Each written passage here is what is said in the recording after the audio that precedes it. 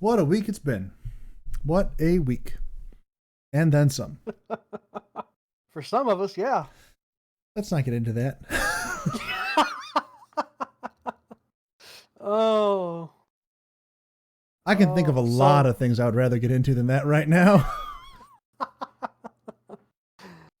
So, having been caught up on Critical Role and all the Muppets and everything, Mm-hmm. and not really having anything that I want to be watching. Right. I've just been going back and rewatching classic Disney movies Okay. on Disney Plus. Mm-hmm. So I've rewatched The Little Mermaid. I've rewatched Cinderella. Um, go back I watched Aladdin. Um, I watched Sleeping Beauty, probably for the second time in my entire life. Um, and it's been eye opening. How so? Um, well, Sleeping Beauty, second time I've ever watched it in my entire life. It's amazing how much I remembered. Mm-hmm. Uh, which, to be fair, is probably only about 10%, but I remembered it. Like the major plot points I remembered. Mm-hmm. The filler in between I didn't remember. So, um, sort of towards the middle of the movie when she's 16 and they send her out to collect things while they prepare her birthday surprise. Right. They mention that, um, oh, I'm going to make a cake. What? You Yes. can't make a cake. You've never made a cake before. It's been 16 years with this girl. Mm-hmm. How have they not learned how to make a cake without magic by then? What have they been feeding this girl for 16 years? There's a point to be made here that this is how the entire Maleficent movie live action thing took Yes. off because of the Yes. complete incompetence of these fairies. Yes. Um Um, yeah. yes. That's why I really like the Maleficent movies. Um, very much. I mean, Angelina Jolie, but Mm-hmm.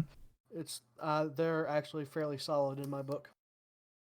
Um, but like Little Mermaid, I remembered from the point where um she goes into her little sanctuary where she has all the human stuff and her father comes in. From that point on, Mm-hmm. I remembered every little detail about that movie. Uh-huh.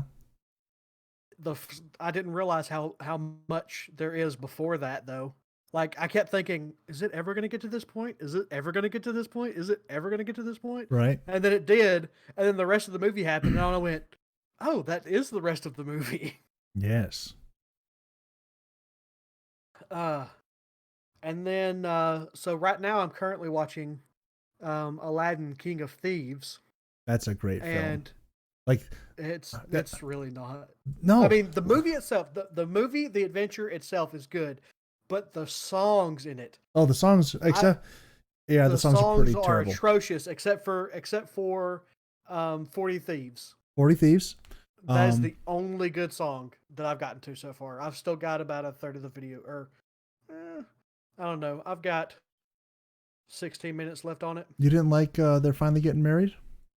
No, no. If you actually listen to it, it is a horrible song. It's been a while. Like so, so I also recently watched this documentary called Howard, or is it called Howie?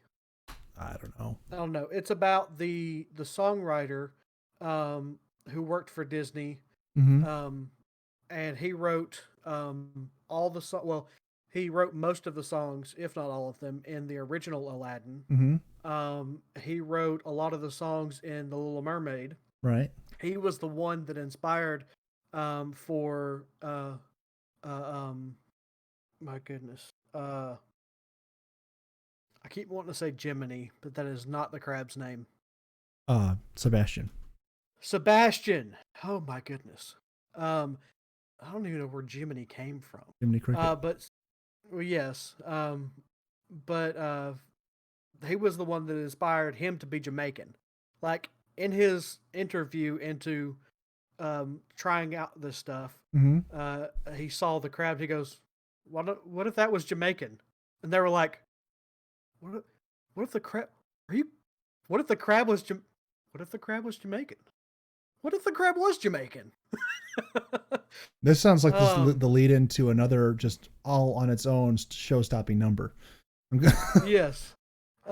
So what I watched that, Mm-hmm. and then I went and watched The Little Mermaid, because it inspired me to go watch The Little Mermaid, Mm-hmm. and the songs in that are just so good. Oh yes. And I had recently watched Aladdin, Mm-hmm. and so then I went and watched Aladdin King of Thieves because the second one I don't remember much of it because it wasn't that good.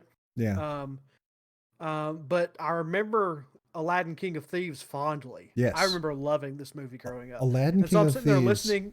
is probably the best Disney straight to DVD sequel or straight to home movie sequel. It was not Yeah, in theaters. yeah, it was not, but um, so when listening to the songs, I'm like, I can tell that this guy did not write these songs Oh yeah. because they don't follow the cadence or rhythm of any of his other songs. Right. Like these are bad songs. Like Mm-hmm. yeah, so like it was like a very very standout thing. The story of the King of Thieves and all that. I like the story. It's just those songs, and then you get to the 40 Thief songs, and I was like, that's okay. That's a good song. Yeah. They got one right. Good job. Um, but yeah, it was just flooring to me that, and then also you could tell that Robin Williams wasn't in the second one, which is why most people say it was a bad movie. Yes. Because Robin Williams wasn't the genie in the second Aladdin movie. Not remotely. Uh, Return of Jafar. Mm-hmm. So yeah, he was not the genie in Return of Jafar, and you can tell that they made this and they went, okay, anytime the genie is going to be in the scene, Robin Williams, you do your thing and we'll animate around you. Uh-huh. Because he is literally everywhere and all over the place. If the genie's on there, there's nobody else worth mentioning. Right. And it's funny, Mm-hmm. but it's like to a point that it's just like, okay, that's an like it's almost as bad as Cars 2, where they focused on Mater so much. It's so the focus was a little misplaced whenever Genie's on screen. But I mean, that's basically the exact same thing they told Robin Williams when they did the first movie. They really didn't give him any lines. They just said, this is kind of the direction that it's going. Have fun. And there are videos on YouTube that you can look up where it's just him behind the scenes emoting and saying things that could absolutely not be in a Disney movie while he's supposed to be recording for the genie. And he's like, he like says something and he's like, oh, I guess I can't say that. Yeah, I've seen those as well. There's actually another one out there where he's like, oh, that can't be a Disney movie, can it? there's another one where he's like on Sesame Street with Elmo and there's this stick, I forget what it is, but like I forget what it ends up happening, but he ends up just like dropping an F-bomb on Elmo and walking away. It's like, whoa, Robin, you can't do that to Sesame Street. Oh, he was a national treasure, that's for sure. Oh, yes. Oh, my goodness. But yeah, that's been my week. Mm-hmm. Just going back and watching old Disney movies. And new. Oh, I also spent an entire day on Tuesday watching The Greatest Showman. Yes. 4 times in a row. Mm-hmm. Yeah, I could have done that more, but I decided against it. 4 times is usually considered good enough, I would think. Maybe, probably, possibly. I don't mean that day. I mean the rest of the week. Oh, okay. No, had we not had a session that, like, I finished watching it 15 minutes, the 4th time, 15 minutes before we started our session. Right. So had we not had our session, I would have watched it at least one more time, if not 2 more. Mm-hmm. Because it's actually not a very long movie. It's only like an hour and 37 minutes. Yeah. And that's from start to end of the clip. That's including title roll and credits and everything. It seemed longer to rewatch it again. I mean, they cram a lot in. It doesn't They feel. do. They cram it, and that's so. I need to find this documentary. It's called. I can't remember if it's Howard or Howie. Mm-hmm. Um, but that was one of his big things is when you sing like every time they were talking about how he felt about music and musicals. Um, I could not think about anything other than The Greatest Showman, because one of his big shticks um, if you're gonna do a song, if you're gonna do a musical, it's called Howard. Here it is, right in front of my face. Um, if you're gonna do a musical, Mm-hmm. the songs have to carry the story forward. It Right. can't be a song about nothing. It has to be a song where you're learning information and things are being processed as the song is happening. That. And Yeah. So it wasn't in the original theatrical cut, but it was later added in later on because they wanted to sell more copies of the same movie, and it was in the remake as well. So the song "Morning Report" from The Lion King fits that classification of being a song practically about nothing that does nothing for the story, and is just generally a bad song in the first place. That it's horror. It's awful. Whenever it comes on, it's like, okay, skip. yeah. But I don't know if you've ever seen Little Shop of Horrors. I have not. It's on the list to someday get watched, but I haven't done it. Is that the one with Tim Curry? That's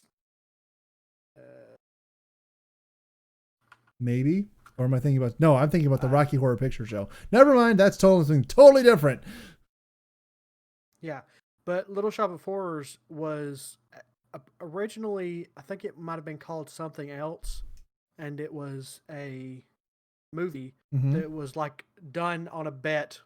15 took about, it was like a 15-minute filming session that they did while on set for another movie.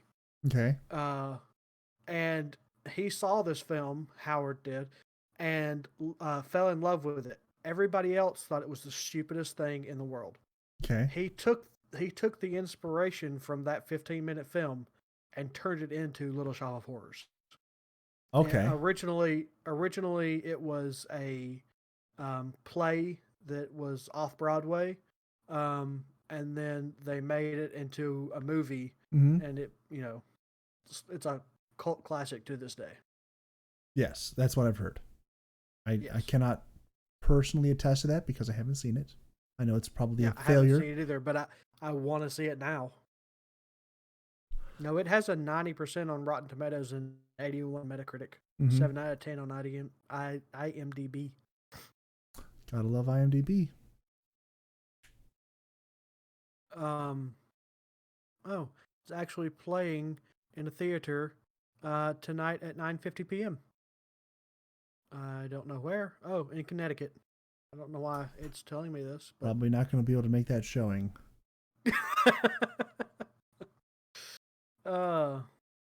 But yeah, so I also watched that documentary on Howard, and yeah, I love watching the documentaries about people that have worked for Disney. Mm-hmm. Just because it gives me so much more connection and information about the movies I already love. And you get on me for knowing too much about film, and you're watching documentaries about them. Only about Disney films. And I haven't even watched any of these documentaries. I just know stuff. But yeah. So, what's on the agenda for today? I have no idea. I know a bunch of things I don't want to talk about, but that's a whole other story. We don't need to get into that at all. So this chunky peanut butter thing. Nope. We've just had that discussion. We're totally good on chunky peanut butter. No, I need to know. Nope. I've thought about it. I don't really care anymore. It's not like Yet you brought it up. Yes. Well, that night, I was trying to just subtly bring up things that you didn't want brought up. It's not so subtle anymore. Um, but I really couldn't go to sleep. I didn't go to bed till almost midnight Mm-hmm. that night, just trying my best to think of what the crap was going on. I will say at this point, it's just fun that you don't know. Yeah, I know. And Ducky doesn't know either, because Brokebutt won't tell her. I mean, you you might want to double check that. Because I was sent some pictures of what happened over at the house of Ducky and Brokebutt, and it is hilarious, so funny. Um, oh, I could not have planned anything better if I'd have tried. It was just beautiful. Um, I am texting someone right now. I'm sure you are. Because she told me that if I found out, I had to tell her immediately. Uh-huh. So if she found out and she hasn't told me, I mean, kind of, maybe, not totally. Possibly. I mean, it doesn't have anything to do with the one picture she put in the Discord, does it? Oh, which one is that? There's a The lot one of. where she has the peanut butter on her head. No, that's. Was that her? I didn't think so. Yeah, that's her. Oh, I must have missed something. There has been so much back and forth this past week. No, wait. Did she send that to me in a text? I don't know. Been I don't know. I don't even know which one that was in. Okay. No. It's in the Evermore tree. Oh, okay. I was like, oh, that makes more sense. Yes. Yeah, that's her. That is definitely. She's wearing a hat. Yes. Gotcha. For the listener, don't try opening up more than one chat with a particular group of people because you lose everything so quickly. And then you have no idea what's going on with anything, and you don't know how to react to it. You don't know where your messages are. You don't know who's talking to you. You just hear your Discord constantly dinging at you for 6 hours, and you're like, am I really sure I want to be a part of this group? And then you remember that that's just because you're an introvert and you don't want to be around people. And you're like, oh, well, okay. But I'm here anyway, so let's just wade through it. And then, yeah, let's just stop there. I'm done with that analogy. Or long-winded rant. Or complaint. Or one of those three. Up to you. Yeah. Alrighty then. I believe I sent that gift somewhere too.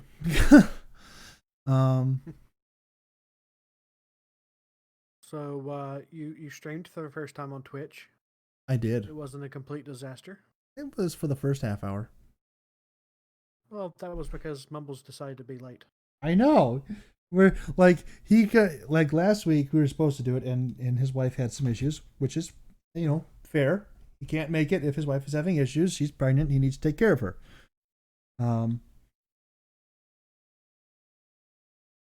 But like he was trying to make sure, like, hey, we got to start at this time so I can be done by this time. I'm like, okay, we can accommodate that.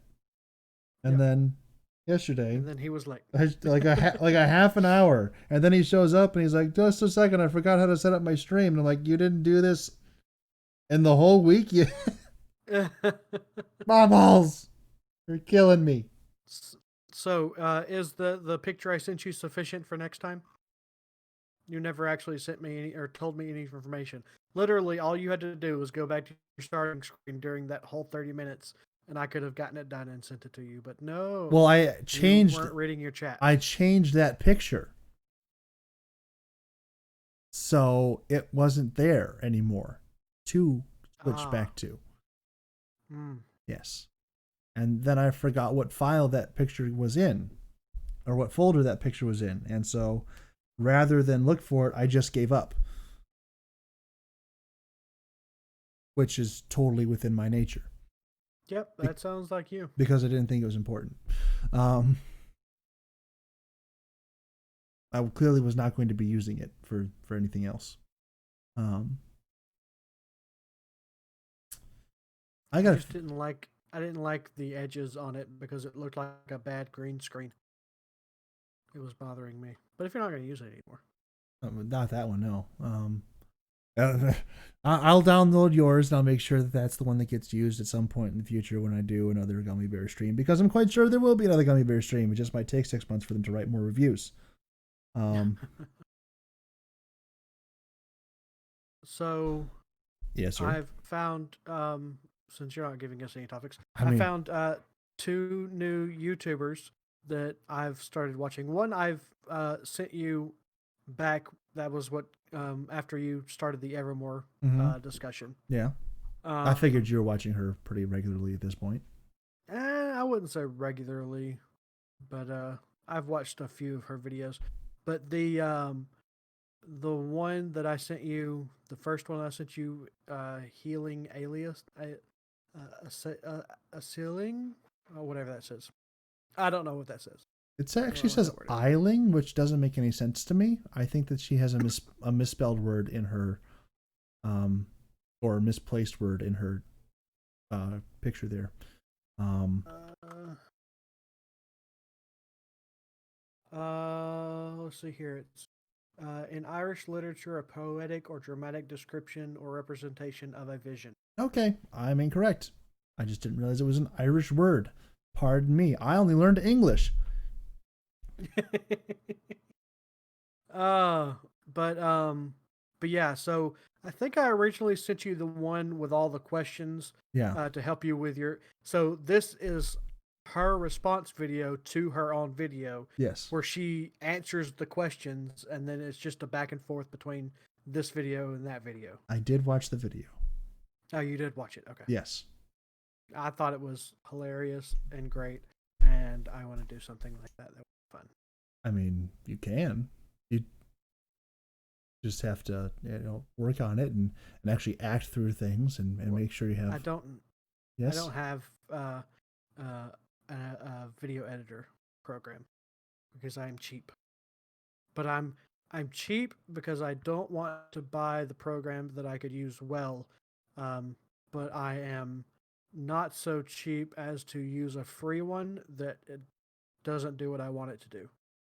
Do you have a Windows computer? Yes. Then you have a video editor on your computer already. It's not the best No, I one. don't. Yes, you do. It's not on here anymore. You took off Movie Maker They don't include it anymore. on my computer. Oh, it is. Oh. I have a simple video editor app. Interesting. Surprise! It's not Movie Maker. Oh, It's literally just called Video Editor. okay. I mean, if all you're doing is piecing clips together, that's all you need. And that's literally all it can do is piece clips together. You could also try any video converter. I use that one for a lot of things. Mixed results, but it has a simplified video editor in it as well, and it's free. Yeah, maybe one day. Yeah. But yeah, so the 50 pickup lines, I was not expecting it to be good. Mm-hmm. But then the second one that she comes out with, I almost lost it. Just like pretty solid. It was, I mean, there were also I would say there's a handful of good ones amongst a lot of bad ones. But yeah, it was solid. Mumble said he tried one on his wife, and she told him to go away.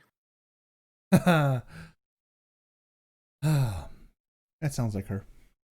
And then, thanks to our friend, well, he's not our friend. It's a guy we watch, George, Ryan George. Yes. Learned about this other chick, Julie Nulke. Nulke. Nulke. There's an E on the end of it. Yeah, it might be a silent E. It's Nulke. Or Trust change the sounding of the O. I don't know. It's definitely Nulke. If you say so. It definitely is. And she does a lot of videos like Ryan George does, except she's not talking to herself. Well, in some of them she's talking to herself. Right. But in especially the ones current, because can't go anywhere. But there are a lot of them where she does sketches with other people. Right. and they're hilarious. So I've been watching some of her as well. Mm-hmm. Mm-hmm. Mm-hmm. Okay, that's all I got. All right. Show over, right? I mean, pretty much, yeah. I think we're good. Okay. Maybe we should talk a little bit about Tuesday session. Oh, right. That was actually on the agenda as well, but I, I've slept since then. I didn't have an agenda at all. I I didn't either. Um, but yeah, so session went really well. mm-hmm. There was a lot more role playing than I was expecting. Um, Yes. um, we need to get Foxy more into the role playing, but I'm hoping that ICC will help with that. Um, it's just a comfortability thing. Mm-hmm. He did some, but it was mainly I'm leaving. Mm-hmm. Yeah. um, he avoided conflict Right. like the best of us. But everybody else did pretty well. I Uh, rewatched the VOD mm-hmm. on Monkey's channel, Yes. and there are definitely some things that we can improve, which is why I posted that list of rules that you probably haven't read. I've read it. Um, I read it. Totally forgot it. yep, I figured. Monkey did a really good job role playing Lord Mittens Fuzzbottom the Third. Oh, absolutely! I loved it. But he's had a lot more practice in the role playing area than some of the other ones, Mm-hmm. because he's been doing the Star Wars thing on Monday nights, which is currently on hold due to the health of the DM. What's wrong with the DM? He's I don't know details, but COVID stuff, and he already had respiratory problems Okay. in the past, and so I Yeah, don't know details, but I'm that's- sure it has something to do with that. that's pretty serious. That's good. Um, Yep. um, I have to ask you, Masters, how did I catch you off guard at all when I brought back the I'd like to make an athletics check? No, not at all. Although it's a little frustrating when you keep saying I would like to make an athletics check instead of I would like to throw this body. Well, I think it's funnier to say I want to make an athletics check because there's no real, like, that could be anything. and I really I like the idea of being unpredictable, even though it's absolutely completely totally predictable that I'm just going to chuck a corpse as far as I can. I also like that I haven't failed a check yet. Yeah. So what like I 100% think Poshu is not going to make it very far. Why is that? I think that he's going to go down in battle, and they're just going to leave him there. No. Maybe not, but sometimes I get that vibe. There's been some DMs going back and forth out of ICC and out of OCC. with who? Several people. Really? Yes. We can't. Interesting. There's a lot of metagaming going on that we can't tell the DM about. Oh, it's not really metagaming, but yeah. I mean, it kind of is. No, we're not looking ahead to see what's going on with the story or anything, but we're kind of planning how our characters are going to interact with each other in situations that may or may not come up. It's good. Oh, that is highly illegal. I mean, part of it is also because I think me and Mumbles are, I'll tell you this because it was already in the out of character chat. We are trying to figure out a way with the rules, not like super hard trying, but like trying to figure out a little bit if there was a safe way within the rules of the game to pull off a fastball special. and we're not there yet, but we're working on it. You know what a fastball special is? Yes, where you throw mumbles into battle. Yes. Yeah. I mean, as long as we can get like a mostly safe way of doing this, it's absolutely going to happen, and it's going to be glorious. I expect nothing less.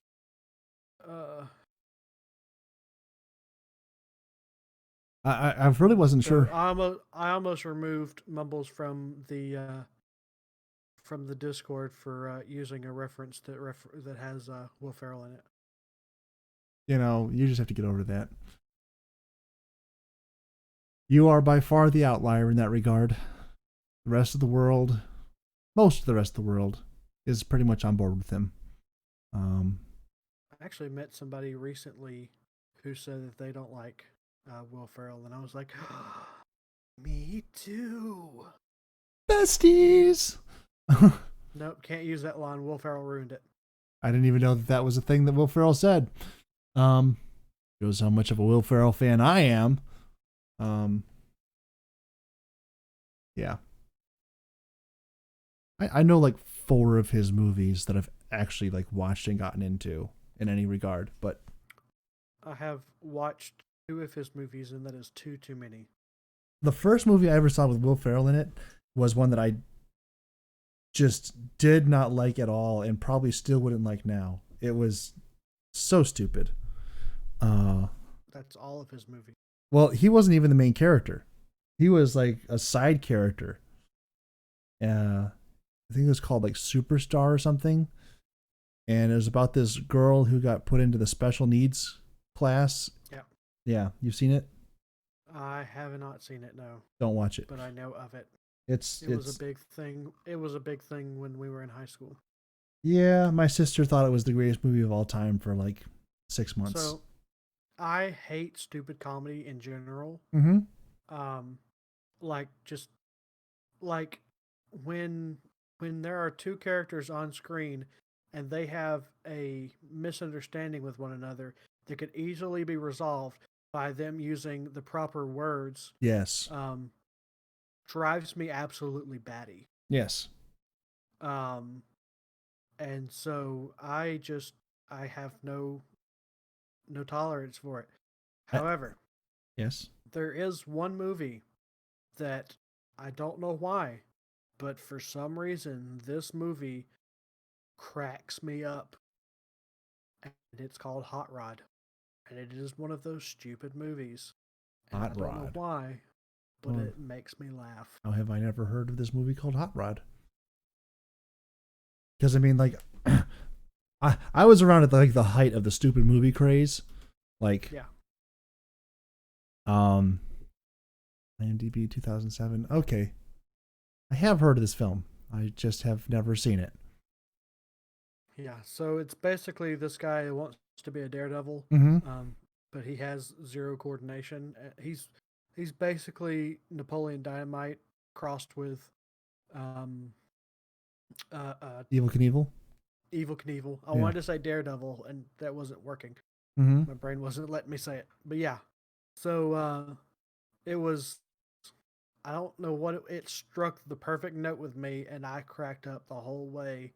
Just like there's an entire scene that's like absurdly too long, where it's just 2 characters sitting there going, "Cool beans, cool beans, cool beans, cool beans," and that literally goes on with them saying it different ways for a good solid 3 minutes. I mean, I have heard of this actually being like an acting exercise where you just repeat the same word or phrase over and over and over again. But in terms of a movie, yeah, that's usually not a sign of good writing. But I guess if it works, it works. I don't know what it was, but it cracked me up. And then there's forget what he calls it, but it's like the ultimate Falcon punch or something like that. Mm-hmm. That if done correctly will make your opponent crap his pants. Okay. And he has this horrible stepfather. That tells him what a screw up he is the whole time. And at the end of the movie, he successfully does the punch on his stepfather. And he goes, "Ha! Ha! Mm-hmm. I need to go change my pants. I don't know what it is. It's the only stupid movie I've ever listened to and went, I'm okay with this. I'm Yeah, ashamed. I would be too. Um, I got nothing on this. I have not seen it. I know nothing. I know nothing. Oh my goodness. Uh, But yeah, what were your thoughts on Tuesday's session? I thought it went really well. I really enjoyed a lot of the stuff that went on. Like I said, the role play was pretty good. Um, I really enjoyed chucking corpses across the battlefield. I liked my Hulk moment. As a player, I really enjoyed a lot of stuff that I was doing. How'd you like all those attacks that you probably could have one-shot creatures, but were hitting the wrong thing? What do you mean? You were doing unarmed strikes instead Oh, of horn attacks. yeah, that was not great. I kept thinking, why is he not using his horns anymore? I'm like, why am I only doing 4 damage? Oh well, just so technically, I got to double check this because I might be stupider than I think I am, and that's probably fair. But I was of the opinion or of the idea. I don't care about this. Okay, they are separate. They are actually labeled different things. Some reason I was of the idea like, oh, my unarmed. I thought they both said unarmed strike. They both have the same symbol, and so I did not equate them as actually having different words attached to them. And so I was just like rolling with it, literally rolling with it, just doing 4 damage, 4 damage, 4 damage when I could have been doing considerably more. Here, let me help you out here. There, refresh the page. Oh, that's much better. Why could I not have that before?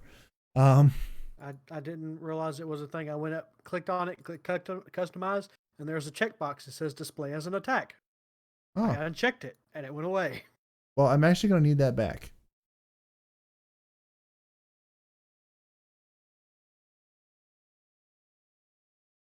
Because, in case you forgot, killed that last kobold with my proper unarmed strike.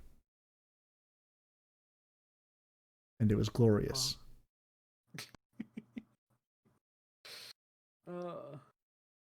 Yes. It was. I was so happy that I finally got to. Beat a kobold to death with a headless corpse. It sounds like a nice, friendly, family-friendly game. It has been re-attacked. Thank you. I did see that. But yeah, the entire time Foxy kept going, ooh, that's gory. I like it. I was totally ignoring Foxy. I didn't hear that at all. You're being mean. To an extent, yes. But I know where my limits are. And I do too. It may have also been that I couldn't hear Foxy at that point. Because his mic is low, and I don't know how to fix that for him. Well, same problem you always have. He's not close enough to it. Well, it's not that I always have that problem. I mean, sometimes I get right up in here, and you can really hear whatever I try to say, and I have to consciously lower my voice. Would you stop? Because you're literally making my eardrums throb with all the low sound waves you are pressing through my headphones right now. See, there are worse things than having my mic far from my mouth. But Poshu, I have to figure out optimal distancing for him. Yeah, so when I was rewatching the VOD, there was a lot of times where we couldn't hear what you were saying on Monkey's VOD, and I was telling Monkey that Foxy was really low, which probably was a Foxy problem. Also, I told Monkey that it was probably intentionally his part. Everybody else was fine, and then there were times where you were low, and it was mainly times where you weren't. I guess you weren't fully expecting that you would be speaking, but then you had a thought come across your mind, and so you would speak. Yeah.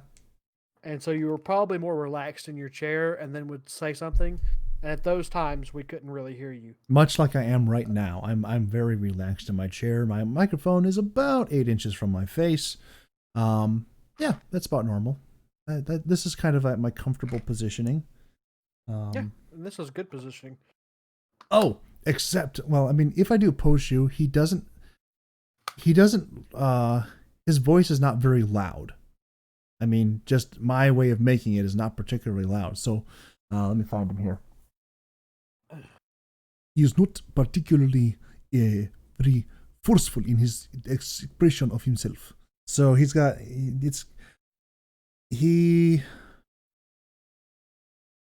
while he sounds kind of agitated and angry all the time, it is not really a forceful pronunciation. He actually has a very soft voice, which kind of goes along with the cows lowing and mooing kind of thing, because he is a minotaur.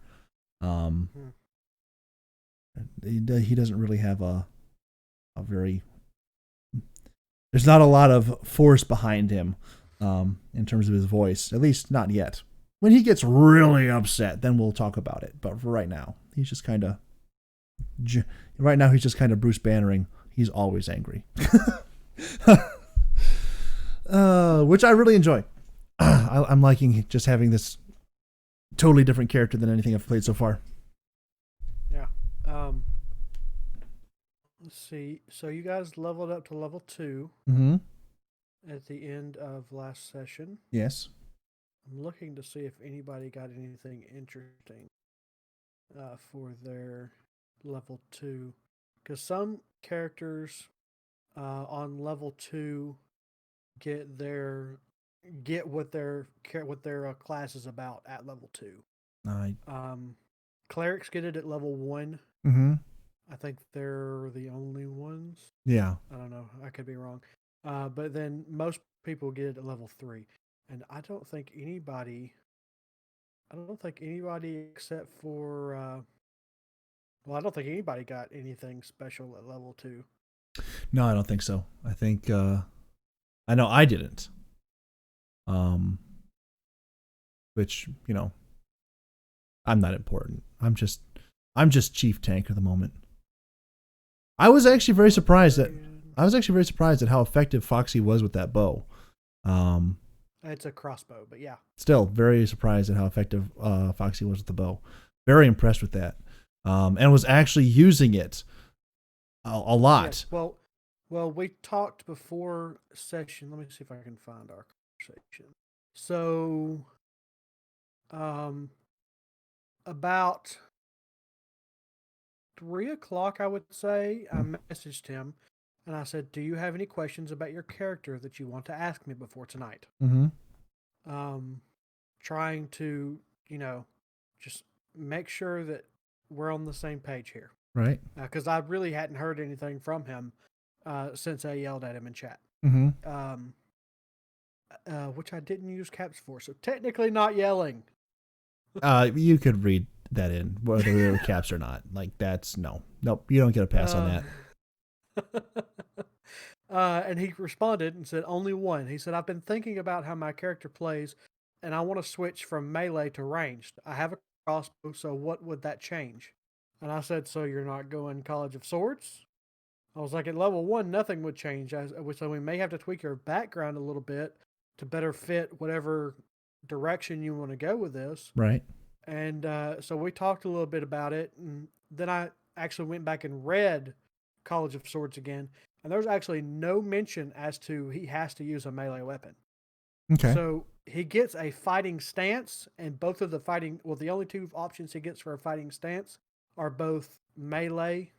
So there's one where dual weapons, where you get a boost if you have a weapon in each hand, or duelist, where if you only have a weapon in one hand, you get a boost. And it says specifically melee weapon. Oh, so you couldn't have dual mini crossbows? Well, no, you can't do that anyways. I mean, well, that's not entirely true, because I did find a way to do it. It's a very messed up cross or multi-class, but you can do it. Not great, gonna be honest. So so after reading it, all it says is when you make a weapon attack. Mm-hmm. So as long as he makes an attack, he can still use his abilities. He just won't get those bonuses because he's not using melee weapons. Which they're not grandiose bonuses anyways. He's a bard. Most of his stuff comes from spells and whatnot. Right. So it's gonna be interesting. I think he's finally starting to get the hang of what he's wanting to do. Good. And I think starting out at level 1, because the past couple of weeks we've been level 3. Yeah.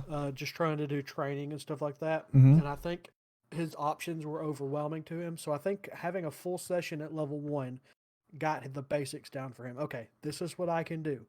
Now that he's level 2, it slowly builds on that just a very little bit. And so he'll go, okay, so now I knew what I was doing. And hopefully he'll go, okay, now this is what I can do on top of that. Mm-hmm. And I think this slower pace of getting used to what you have and then adding a little bit more, I think that's going to work out better for him instead of dumping everything on him. Like, here, you have a billion options. Which one do you want to do? Right. So right now he has basically 3 options. He can attack, or he can heal, or he can do another spell, which he hasn't chose to do yet, but he has the option. Yes. Well, I think he has to get another. Well, no, he just leveled up, so he should have another spell slot, right? That's what I was just looking at to see what everybody has. Yes, he got 1 more spell slot when he leveled up. Good. So he'll post you one more time before he gets chucked into the stratosphere. And I believe Tashana also got 1 more spell slot. Yeah.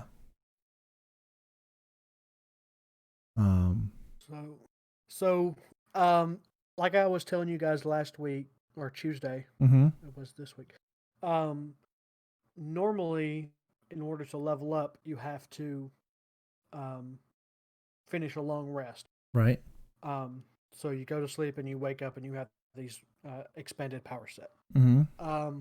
But with the way this first module is structured, there's no way to do a long rest after this first level up. So it's going to be interesting to see how you guys deal with it, with not getting a full reset. Well, I know exactly how Post Shoe's going to handle it. Oh yeah, except without rage.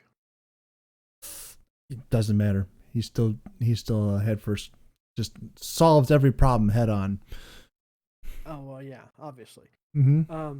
But he's going to be hurting a little bit. That's fair. Because now he'll be effectively taking double damage. I mean, yes. But there weren't a lot of other options at the time because there was like 9 kobolds again and again and again and again and again. I think he's totally justified in chucking them across the battlefield at that point. Yeah, that last fight was close. Like I was sitting here going, my goodness, are they really only supposed to be level 1 right now? Hey, I was thinking they're not even going to get a long rest in. It occurred to me after the session was over, I should have been asking to do my athletics checks at the dragon.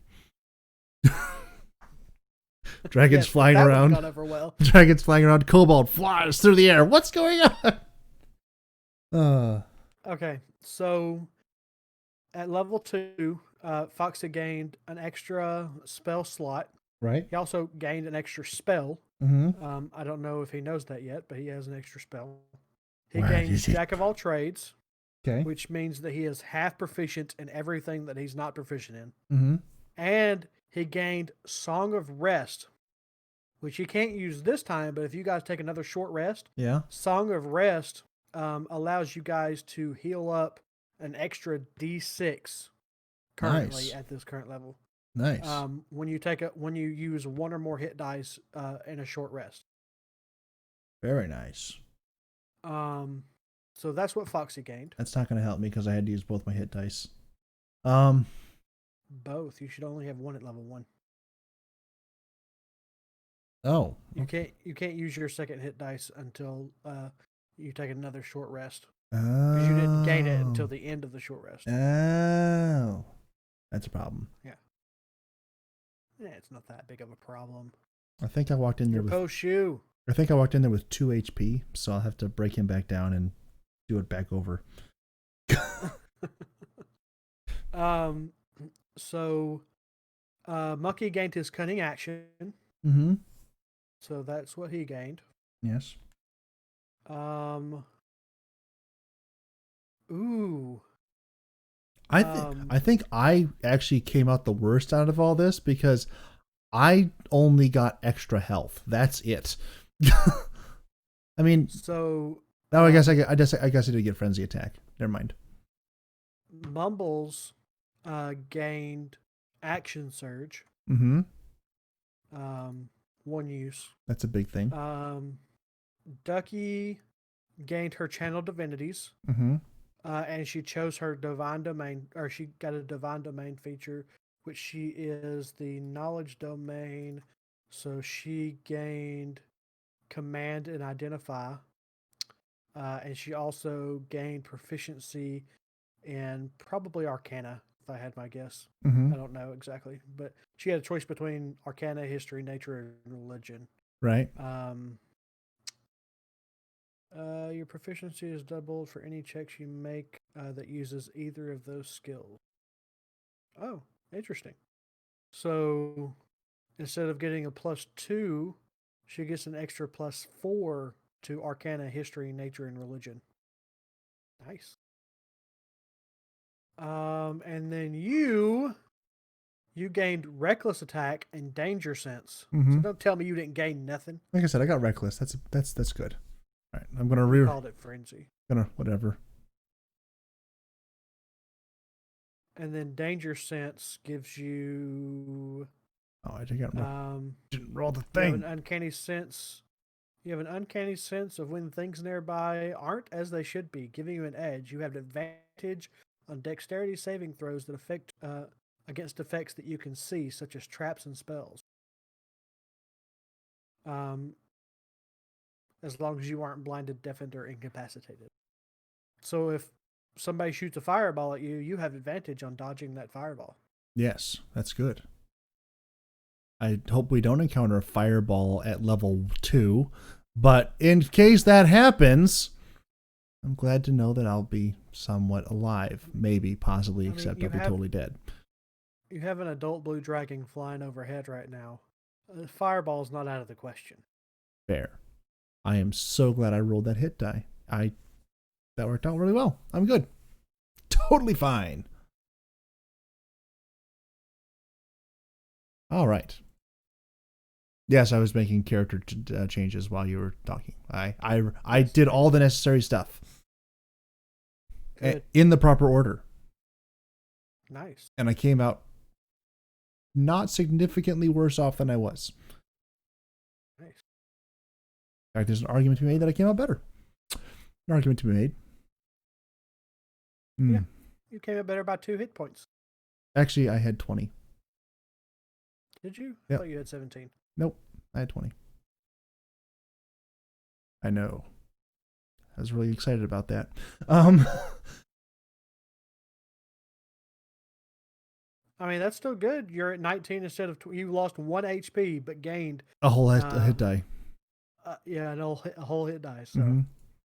And Barbarian hit die is like a D12 or something. It is a D12, in fact. Kind of ridiculous.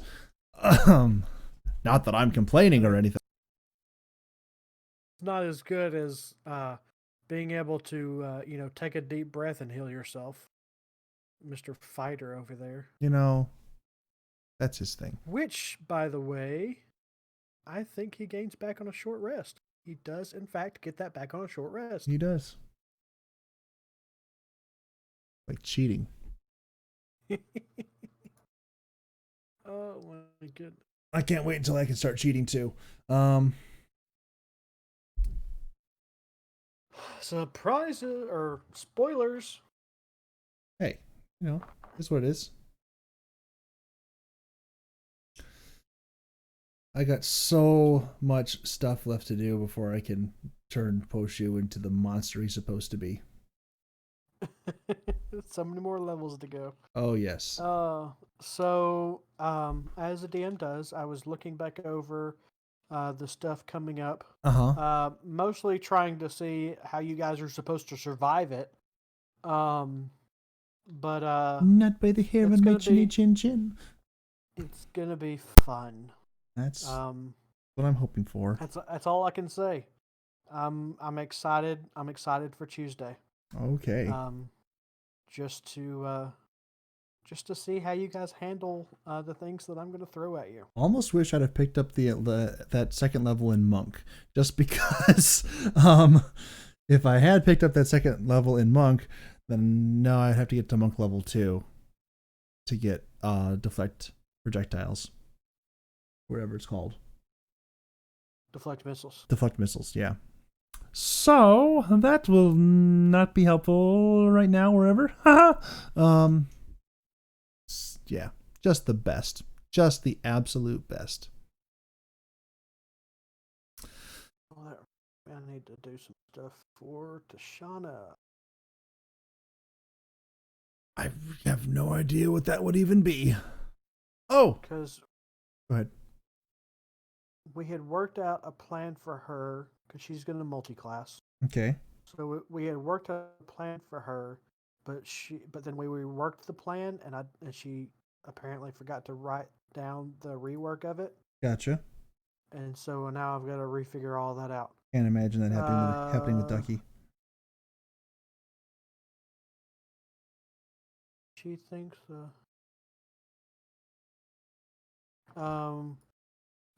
well, we are recording right now. What's that, sass? No. Oh. It is Brokebutt. Oh. Uh-oh. Nope. We're not going down that rabbit hole.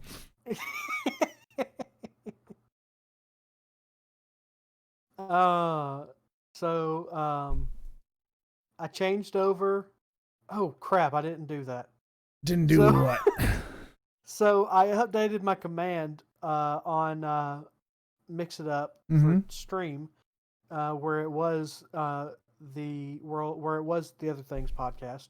Now it's the World's Worst podcast. I changed it, but I forgot to actually change the trigger for the command. So the trigger is still other things, even though the wording of it is no longer other things.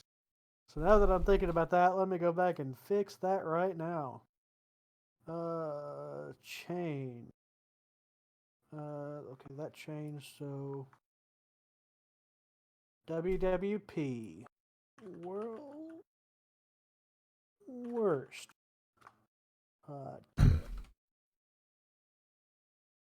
That is what this is. I did find out that there are actually other World's Worst podcasts, but none of them have posted in like 3 years. Oh. So we are now bearing the mantle of the World's Worst podcast for all those who tried and failed. We must succeed where others have failed. I mean, the only thing we really have to do to succeed is just keep doing it. It's not hard.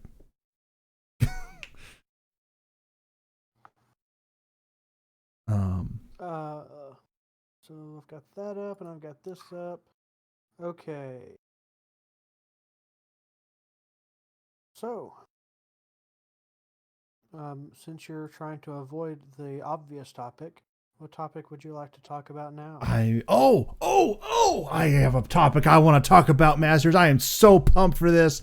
You cannot even begin to imagine how happy I am. So yesterday, a thing happened, which I had forgotten about until Thursday. And on Thursday, I'm like, wait a second. What day is it? Yes, yesterday something happened yesterday that you forgot about until Thursday? Yes. How does that work? Because on Thursday, I remembered that Star Wars Squadrons came out on October the 2nd. Yes, Squadrons did come out. And I was like, get it? I did the pre-order on Thursday. I'm like, I must have this now.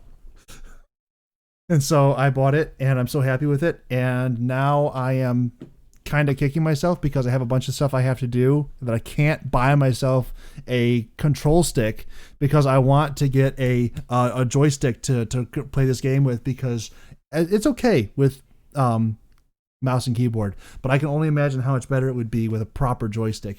It is so much fun. And did you ever play Star Wars Rogue Squadron like back in the day? No, but why did you not inform me that this was a thing you were going to do? We could be playing together It's right now. Well, I'm working through the story, which is single player only, as far as I know.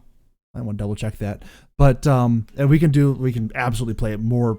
Yes, we can absolutely play together. I love this game, but Because the only reason I didn't buy it is because I had heard nobody talking about the fact that they wanted to play it, and I don't play games alone.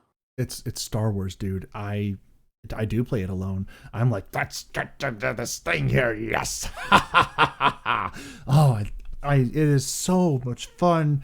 And so Star Wars Rogue Squadron was this big game back on like the GameCube, and then 2 and 3 came out, and 2 was really good. 3 was okay. They tried to incorporate like not flying, and I'm like, I think you missed the point. Like, you guys totally missed the point on this one.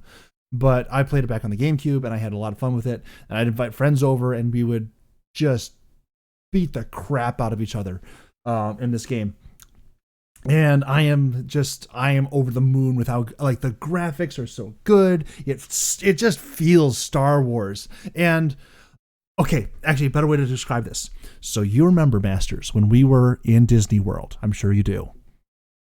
You're talking really deep into my ears right now. I'm sorry, but I'm excited. This is what happens. So remember, we were in Disney World, and we go in to ride the Millennium Falcon. You know how that feels? Sorry, I can't get past the thought of the deep rumbling in my ears right now. All right, I'll back off a little bit from the microphone, or I'll move the microphone back a little bit, because this is the only way I have to describe this. Yes. Yes. Second. Finish this message. All right, so remember, we go to Disney World, and at Disney World we go and we ride the Millennium Falcon ride, which is just still so fantastic. The entire game feels like that ride. The entire game feels like that ride. So what you're saying is they should just put that ride into the Millennium Falcon and let people do it? This game is VR enabled, and I'm also considering getting a VR headset.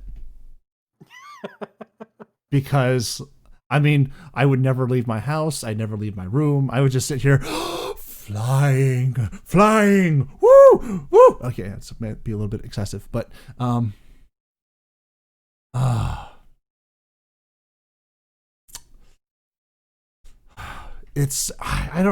can't even properly describe it, Masters. It just makes me so happy. Even like when I'm dying over and over and over again because I'm bad. Really bad. Playing on easy mode, and I'm still dying over and over again. But I'm like, no, I must continue for the glory of the Empire. And I have discovered that I fly the Imperial ships a lot better than I do the Rebel ships. I don't know if there's a correlation there for any reason. Now we're going to get a copyright strike. Great. But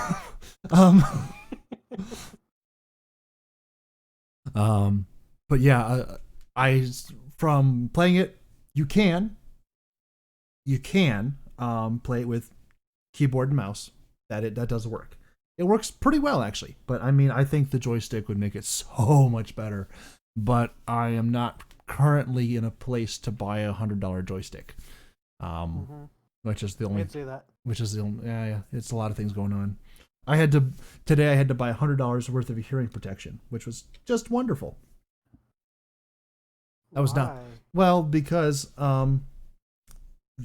so I have job? No.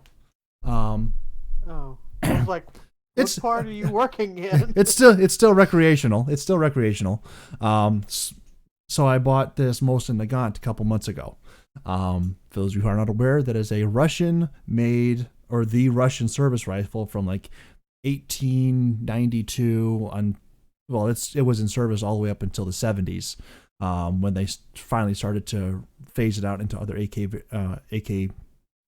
Andrei Kalashnikov variants. It's a really big, powerful gun. It's actually way more powerful than they actually need it to be, but it's still cool. And because it's so powerful, that's why it was in service for so long. I have one of these from 1926. It's beautiful. It is a historic piece of just Russian-made beauty. I am enamored of this gun, probably more so than is healthy. And I haven't been able to take it out and shoot it yet because all the ranges around here that are long enough to really stretch it out require you to bring your own hearing protection, which I didn't have. Well, today I get a call from my pastor, and he's like, hey, I just bought an AR-15. I want to take it to a long-distance range. Do you want to come with me next Saturday? I'm like, absolutely, I do. And I've been procrastinating at this point, not buying hearing protection because I'm like, okay, well, I'll just do it, later on, and I'll find a time to do it. Well, now I have a reason to do it, and I'm like, I don't have hearing protection, so I got to go out and get my own. Because most ranges, like indoor ranges, they have stuff you can borrow. It's kind of gross because like a million other people have had them on their head at some point, but they disinfect it between people. So it's like, oh, okay, I'm only going to be here for half an hour or so I'll just make do. But now I'm going to have my own stuff and it'll be good. In case you hadn't figured out, I'm also really excited about this because I finally get to shoot my gigantic, monstrous sniper rifle. And it's just been yelling in my ear for a solid 5 minutes. Yeah, you better believe I have been. And I've not been yelling. I'm just talking exuberantly. You are projecting. Yes. I am projecting. This is kind of my preacher voice, only I've been told I have to preach slower, so this is not my preacher voice, because if it was my preacher voice, I'd be speaking slower. But right now I'm just excited, so I'm going to run through with this as fast as I can, because I think it's exciting. Yay! Ow. Sorry, that was intentional, kind of, but not really the ow part. That was unintentional. I apologize. But yeah, so I'm very excited to finally get out and test this thing and really stretch its legs out, because she got some legs on her, man. She can shoot. Not that I've ever shot her before. Actually, this isn't supposed to turn into a gun podcast, but it's about to for a second. I've made aftermarket modifications to my gun without ever having fired it at all. I got it home, I pulled it out, made sure that all the cosmoline and stuff was cleaned out of it. Cosmoline, for those who are uneducated, is a Russian lubricant and anti-corrosion soup. I don't know what's in cosmoline, but it's gross. And whenever you have a Russian-made gun, it usually comes to the U.S. packed in cosmoline. Like, the entire box is filled with cosmoline, and you have to go through this goop to get the guns out. It's gross. Yeah. Anyway, fortunately, the guy who owned the gun before me, he cleaned it all off and out of the gun, which is very helpful. So then I don't have to do that myself.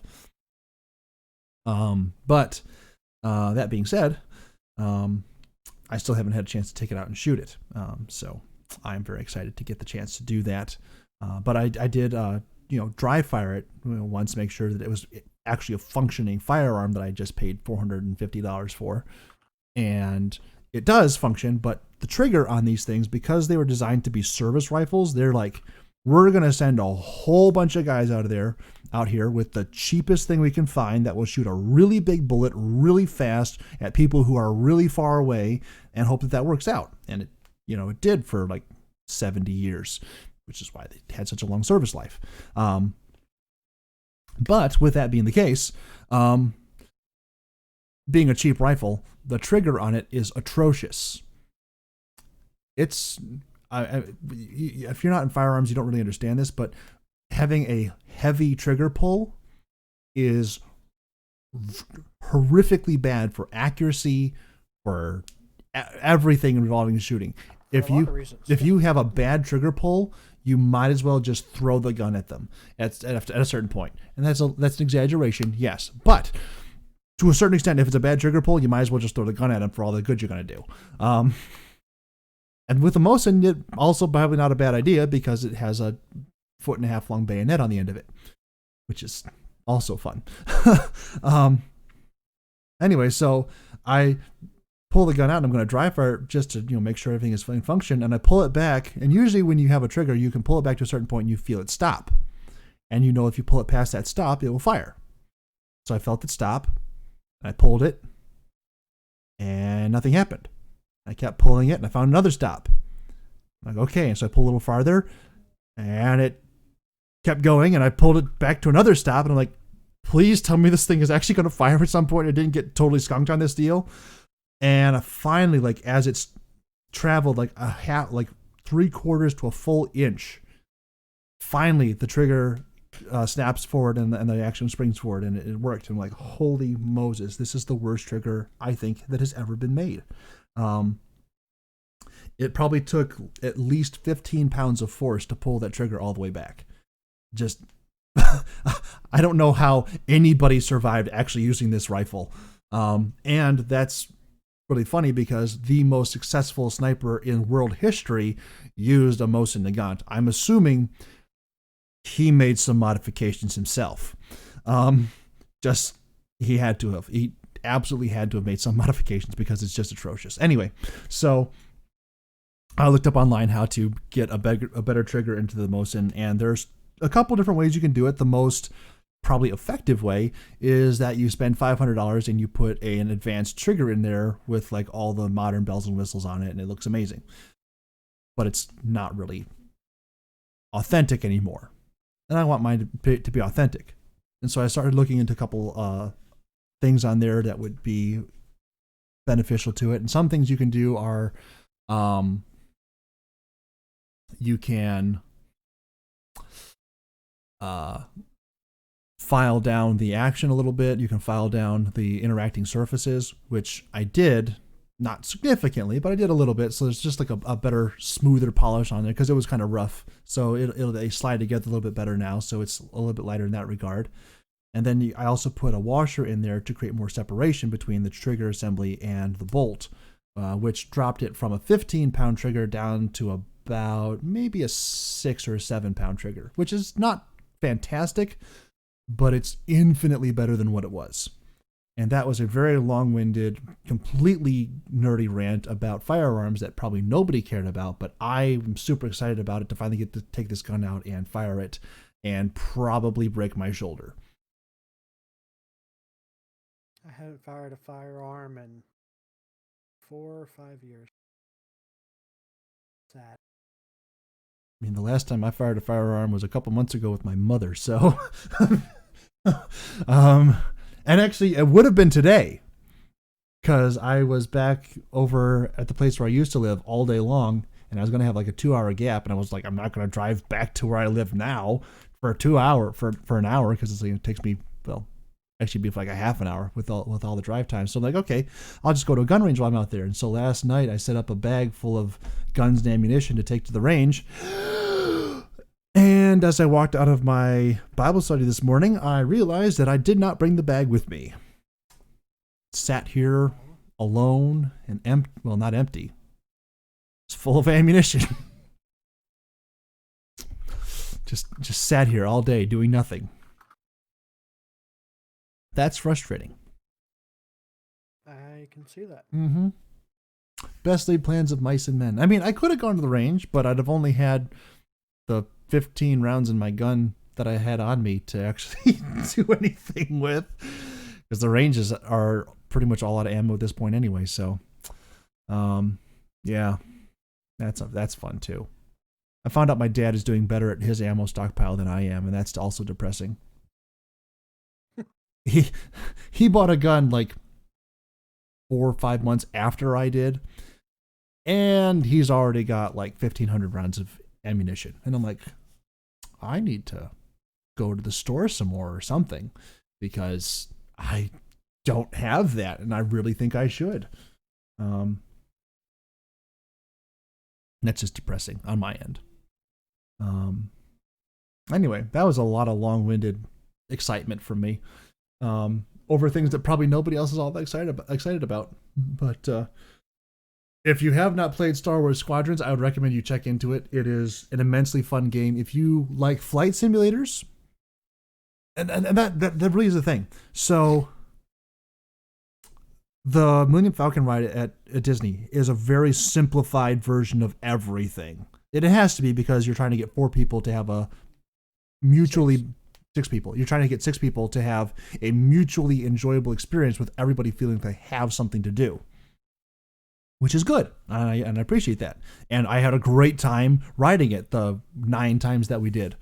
And would love to go back and do it some more because now I know that there's supposedly a secret ending where you can get Chewbacca, or a secret mode where you can get Chewbacca to yell at you the whole time, which I think that absolutely needs to be a thing that we experience firsthand. But with that being the case, like being able to experience part of that at home, that's also amazing. And the interface on Star Wars Squadrons is just, it's brilliant. It really is. It makes you actually feel like you're in the cockpit. And actually, and I'll say this, I'm biased. I'm very biased. Clearly, I am an Imperial fan. It's kind of my thing. I love the Imperial ship design. I love the Imperial everything. I think the Imperials are right. If you want to have a debate on that, come see me sometime. Not necessarily you, Masters, because I know you don't care that much. But I do. Nevertheless, I actually taught a Bible study on how the Imperials and the Sith are the right ones. But that's a whole other story. Anyway, so I have the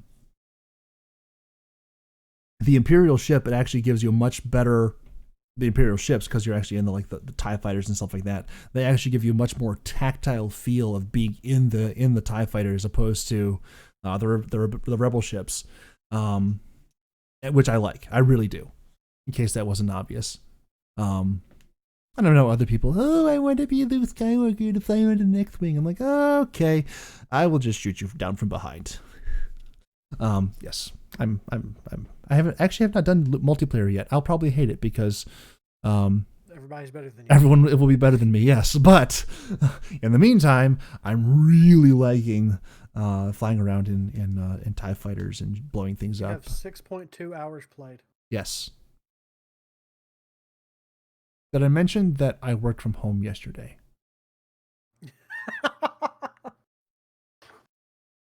Oh, speaking of working from home, I've got to go into work on Monday and possibly start going in 1 or 2 days a week because my coworker that wanted to be the one that was on site can't handle it anymore. He's horrible at his job to begin with. And so I know those people. I work with some of those people. Like literally when my one of my bosses emailed me, was like, hey, so we'll call him Jeff. Jeff is having some trouble, without going into too much detail, keeping up at work, and I think he's starting to run a little ragged. Would you mind start going back in maybe 1 or 2 days a week, just to kind of help him out and ease the tension? And I was like, sure. He was like, thanks. He just seems to be getting a little overwhelmed. And I was like, well, you see, his problem is he doesn't think things through. He doesn't plan for anything. And everything goes in one ear and out the other as soon as the immediate problem is taken care of. This sounds a lot like general government efficiency. This is how everything works in the government, isn't it? Like, and I even put in the scenario of like, hey, we need to get these laptops taken care of. Okay, I can take care of that. Okay, so how are you going to take care of the problem? I don't know. I'll figure it out as I go. Okay, that sounds good. And then a week later, come back. So, did you get that problem taken care of? What problem? Mm-hmm. It's like the thing we talked about. Oh my goodness! And he emailed me back. My boss emailed me back. He said, "Wow, you put into email form exactly what I was thinking." I was like, "Yes." And so I emailed my supervisor to let him know that I was going to be starting to come in 1 or 2 days a week. And I said, apparently, or he responded and said, I'm sure Jeff will appreciate the assistance. And I said, I have a feeling things are going to go a lot smoother the days that I'm there. And my supervisor responded, yeah, they probably will. It's like, if everybody knows how inept this guy is, why has he not been fired? It kind of makes me wish right now I had like a better Varric voice from Legend of Korra, so I could say, Julie, you didn't do the thing. uh,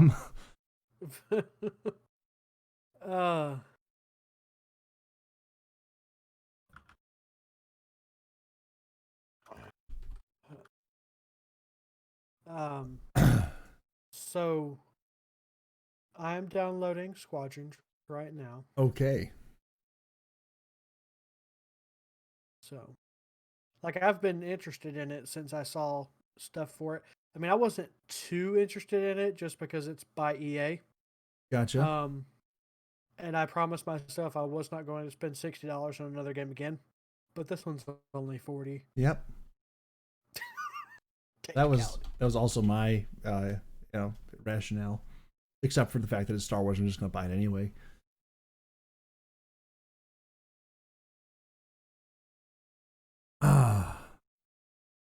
Yeah. It's nice to have something that you can kind of fall back on.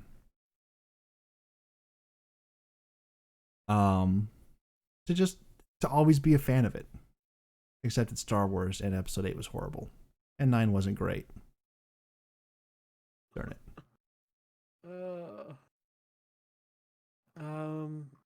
So we haven't done it yet, so I'm going to now. We haven't talked about the Muppets yet. Yes. Mostly because we haven't been able to consume any new content of the Muppets because we've consumed all the content. Disney, it would be fantastic if you would fix that for us and provide some new Muppet content for us. We didn't even know about Earth to Ned. It's pretty fantastic if you would give us something more like that. We would appreciate it ever so much. Maybe we should watch Dark Crystal. That's Tencent Company, isn't it? What? Dark Crystal. It's on Disney Plus. It's like it's dramatized.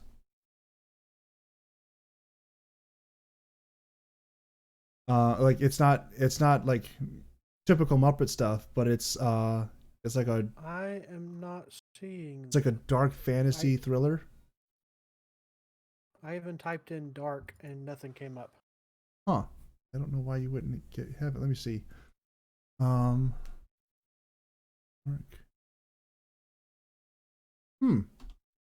Right.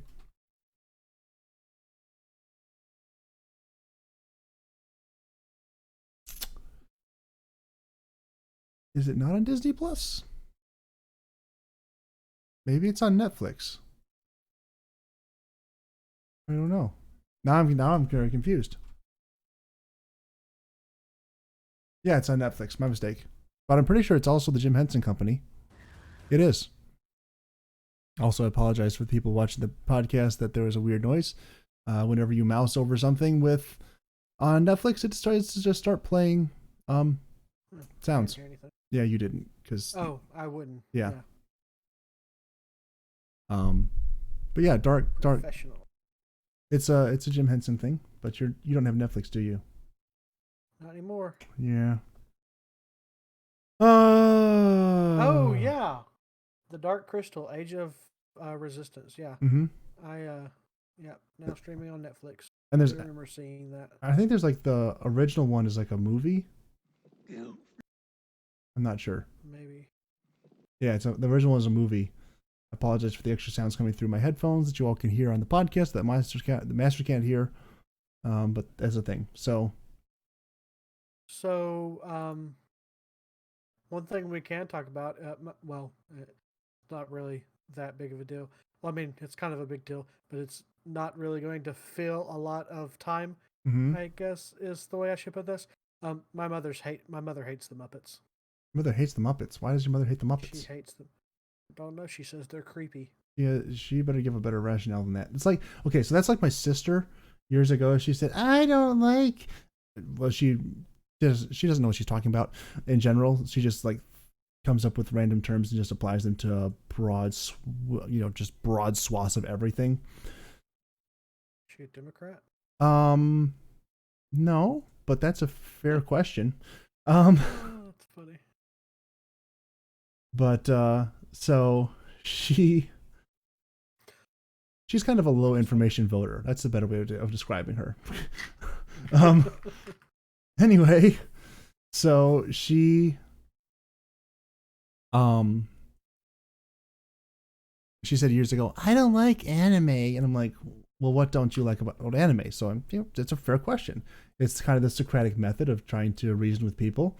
Just try and find out why they disagree. Then you can, kind of break it down into smaller parts. You can figure out if it's actually a legitimate argument. Because, hey, if it's a legitimate argument, hey, maybe I shouldn't like that thing too. Right? Well, she didn't have a good answer for me, like normal. And so I was like, well, I'm trying to understand here. You're just being angry about something that you don't really know anything about. Why are you upset? Because I'm sitting there watching, I think I was watching like The Secret World of Arrietty, which is a fantastic Studio Ghibli film.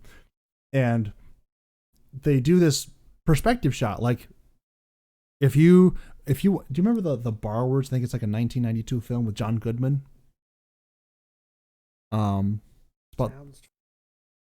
It's about these tiny little people who live in a house, like in the floorboards and stuff, and there's like an entire society of them. Anyway, long story short, check out The Borrowers if you want to.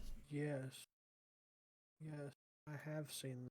Yeah, it's pretty good. It's been a very, very, very long time, but yes, I have seen that.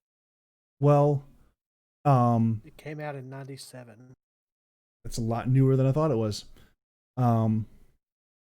Anyway, so The Secret World of Arrietty is basically the exact same idea. They're borrowers. And I mean, they call themselves borrowers. They follow all the same rules as the borrowers. And of course, as in every single borrower's thing ever, of course, they get caught.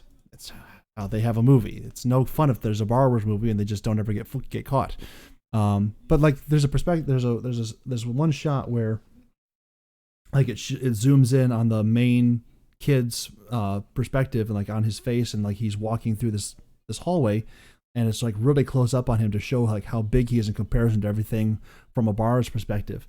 And my sister's like, see, that's why I don't like anime. And I'm like, I'm pretty sure if we put the borrowers in right now, we would see this exact same kind of framing shot. And what do you know? There's this exact same kind of framing shot in the borrowers. It has nothing to do with the. And she's just like, this is why. And she's just like broadly trying to attribute blame to the animation over a camera direction choice. And it's like, number one, that frustrates me a lot. Just because, like, hey, it's a good movie. But more so because if you're going to espouse in a position, I believe that it is good and right and essentially even your responsibility to be able to back up and explain that position. I don't think that should be a controversial thing to say. Like I myself, I am a Christian. I believe that as a Christian, I should be able to explain my faith. In fact, it is not an arguable part of my faith that as a Christian, you should also be able to explain your faith. 1 Peter chapter 3, verse 15 says that very plainly. Be able to give an answer to. Now I can't remember the rest. I don't remember precisely how it goes. Darn it! I should know this like the back of my hand, but I don't, which is very frustrating. I know the verse, but I don't remember the words. Here we go. 1 Peter 3:15. No, it's not. Okay. Oh, that's funny. Okay, 1 Peter 3:16. What version is this? New Living Translation. Let's go to something that I'm actually familiar with. Okay, King James 3 and... Did I have it right? Oh, it is 3:15. It's just I didn't recognize it in the New Living. Okay. But sanctify the Lord God in your hearts, and be ready always to give an answer to every man that asketh you a reason of the hope that is in you with meekness and fear. I think that's a great verse. It says, if someone asks you a question about your faith, you should be able to give them a rational, reasoned response. I think that's a very I have no problem with that. I think that's a great way to live. In fact, that's the way that I do try and live my life. Not just about, the Bible, but about everything, which is probably why I'm so exhausted all the time. But be that as it may.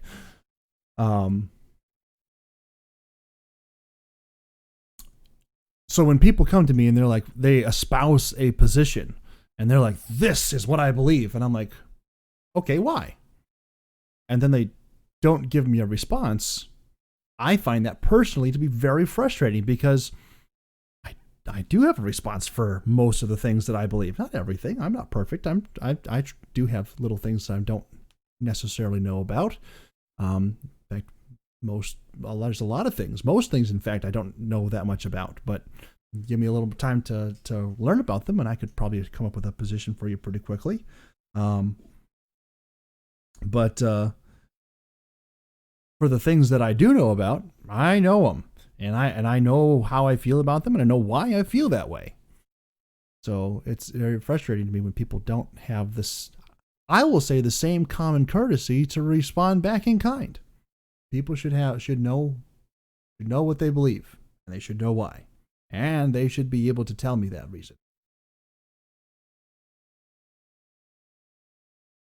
Again, I don't think this should be a controversial issue.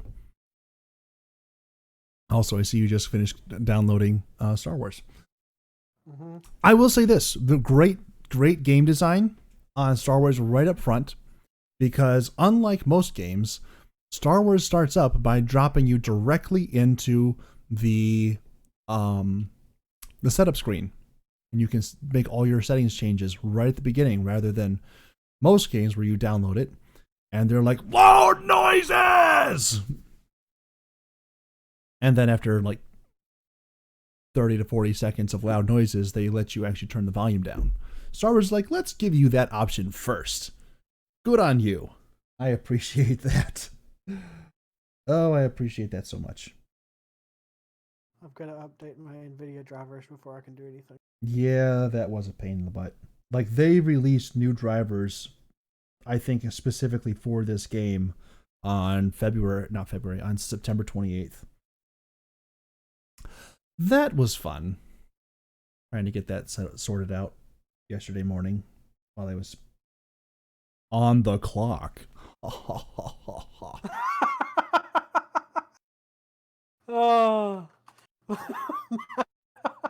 My friend that I haven't talked to, well, I've talked to him a couple of times in the past couple of months. Mm-hmm. But my friend from high school that I haven't talked to in a long time, not like we talk. Right. Like we talk every once in a while.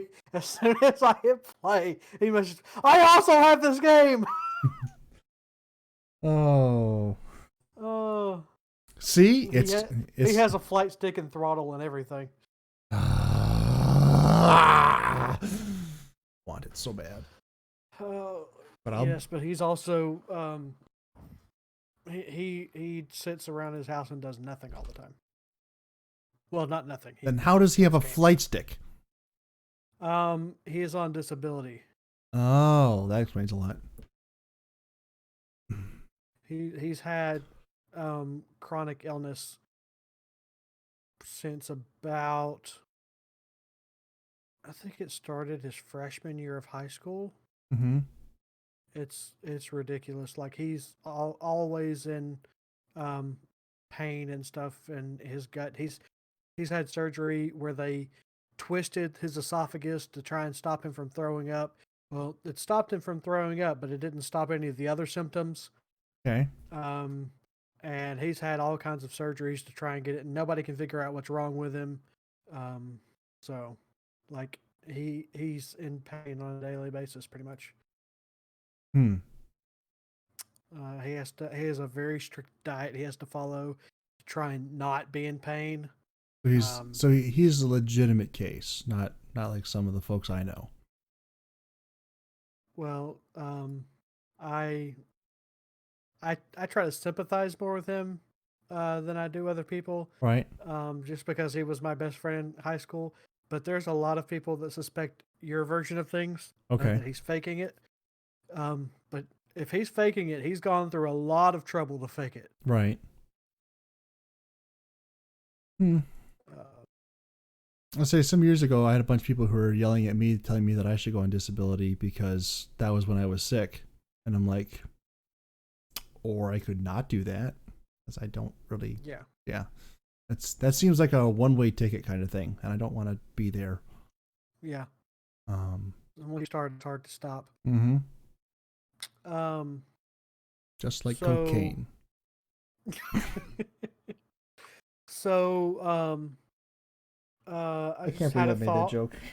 I'm so sorry. Well, you're not sorry. I couldn't stop myself. I'm just like, this seems like the right time to make a really bad reference. And that was the first thing that came to mind.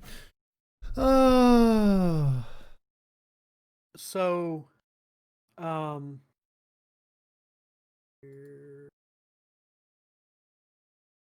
I shouldn't update while we're doing this, should I? I mean, there's an What's argument the worst to that be could made. happen? There's a lot of things that could go wrong. So, I thought of another topic. Yes. I have never seen A Nightmare Before Christmas. How have you never seen A Nightmare Before Christmas? Never seen A Nightmare Before Christmas. Don't know what to tell you. Like, what's wrong with you?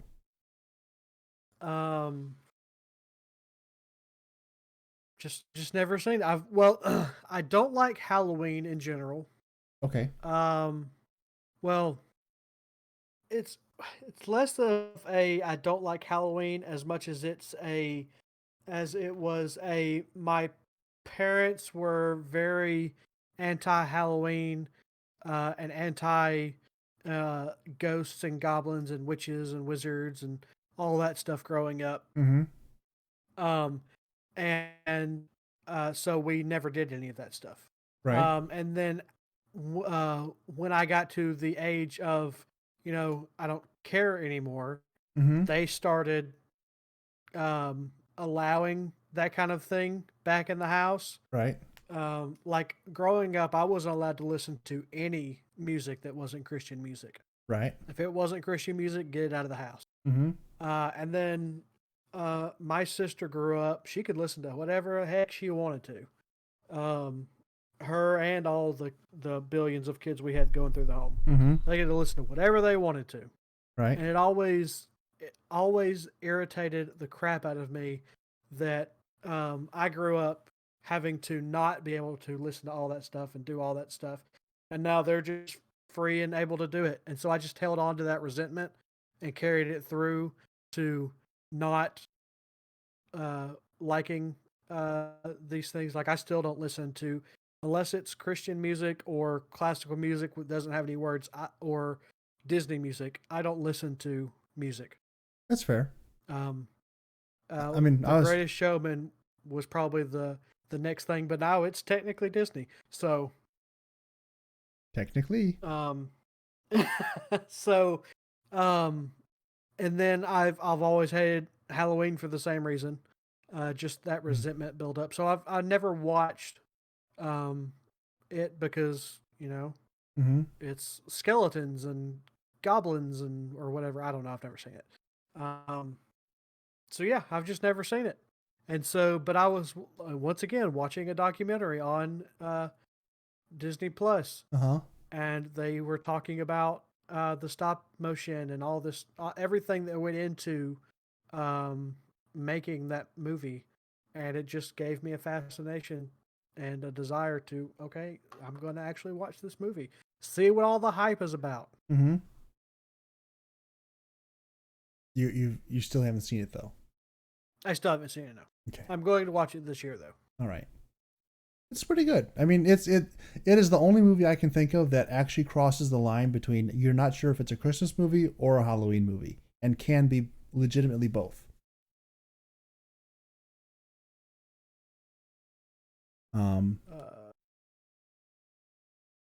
it's not the best of either. And I fully empathize with you. I was also not in a house that did anything for Halloween. I mean, I didn't really care. Yeah, so before my parents got this very strict streak on them about stuff like that, the last thing I remember is so my mother's family all live within, you know, a doorbell away from each other. Like literally, they're now. What's that? You kind of cut out for a second. Tell me, masters, are you out there? I cannot hear you. Is your internet from a potato going rotten? This is a problem. Masters! This is the first. We make it 15 episodes in and Masters' internet craps out. You gotta be kidding me. Let's see if he's got anything.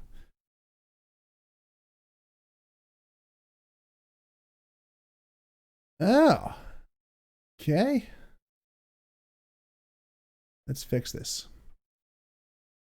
Town hall, but like a So yeah. I haven't heard anything you said for the last minute. Really? Yep. Why? I don't know. But you just suddenly came back. Welcome back. That's weird. I'm literally not doing anything. I don't know. Because the drivers say that they're installed, so I'm having to go to the website to actually install it. So what was the last thing you heard? I don't know. I started singing. I said a lot of things. I started singing. What was the last thing you heard from me? I'm not sure. I was too wrapped up in trying to figure out the next word to sing.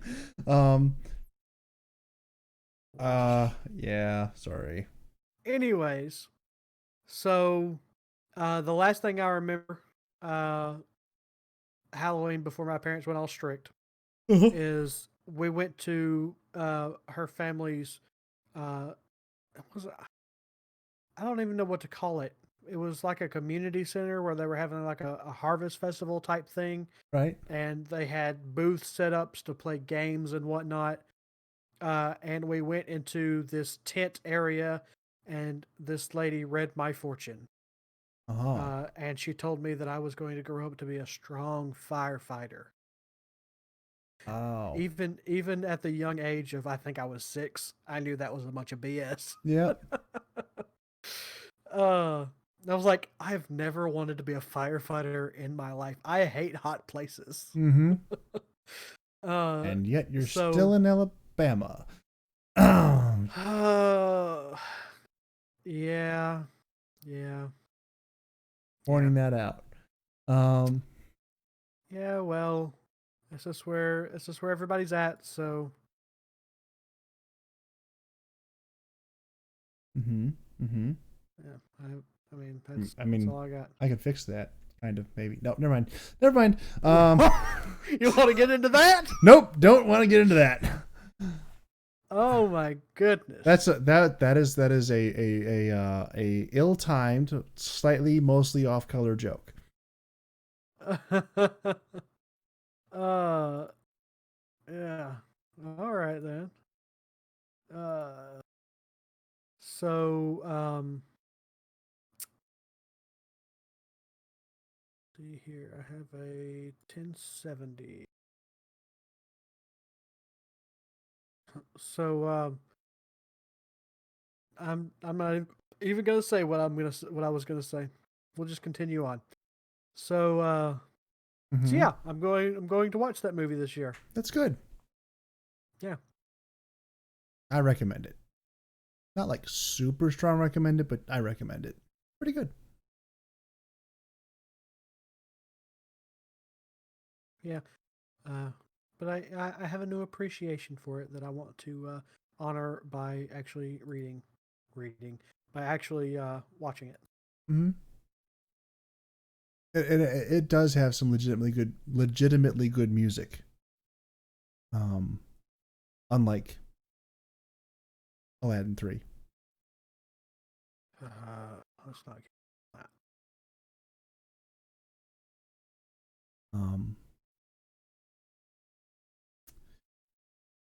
Oh. Anyway, I think I was trying to say back to you that the whole Halloween thing just kind of passed me by too. I wasn't really a fan of anything regarding that. I was the whole idea of like dressing up in costumes didn't come up until considerably later in life. Past when all of that was, a thing for almost 10 years straight, I went to our church's Harvest Festival as the broke college kid. Oh. That was my costume. Those are really farcical, I will say that. Because a lot of churches are like, well, we don't want to have a Halloween thing, so we're going to have a harvest party. Yeah. And I'm like, okay, let's again, let's break down this argument. Let's see what you got here. Okay, you're going to have a harvest party rather than a Halloween. Yes. Okay. What do you do at your harvest party? We have cider and donuts, okay? And candy. Okay. A lot of candy. All right.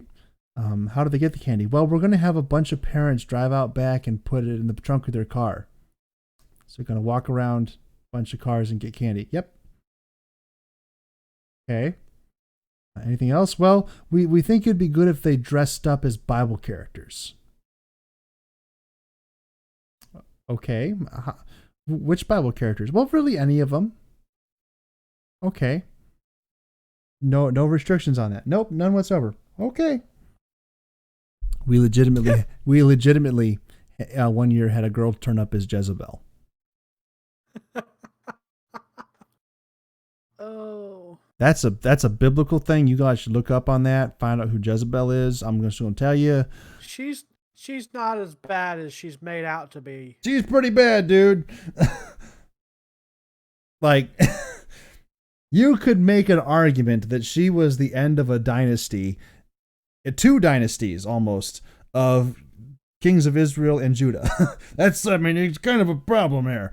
Like, and it was her granddaughter that tried to completely end the other one, and she fortunately missed. Missed one, barely. Yeah. Not a good person. Not remotely. But like, she shows up as Jezebel and everyone's like, oh, who are you? And she's like, I'm Jezebel. And then we didn't have a harvest party for about 3 years, which was good. I thought that was very, I thought that was much more logically consistent, but then we got it back several years after that.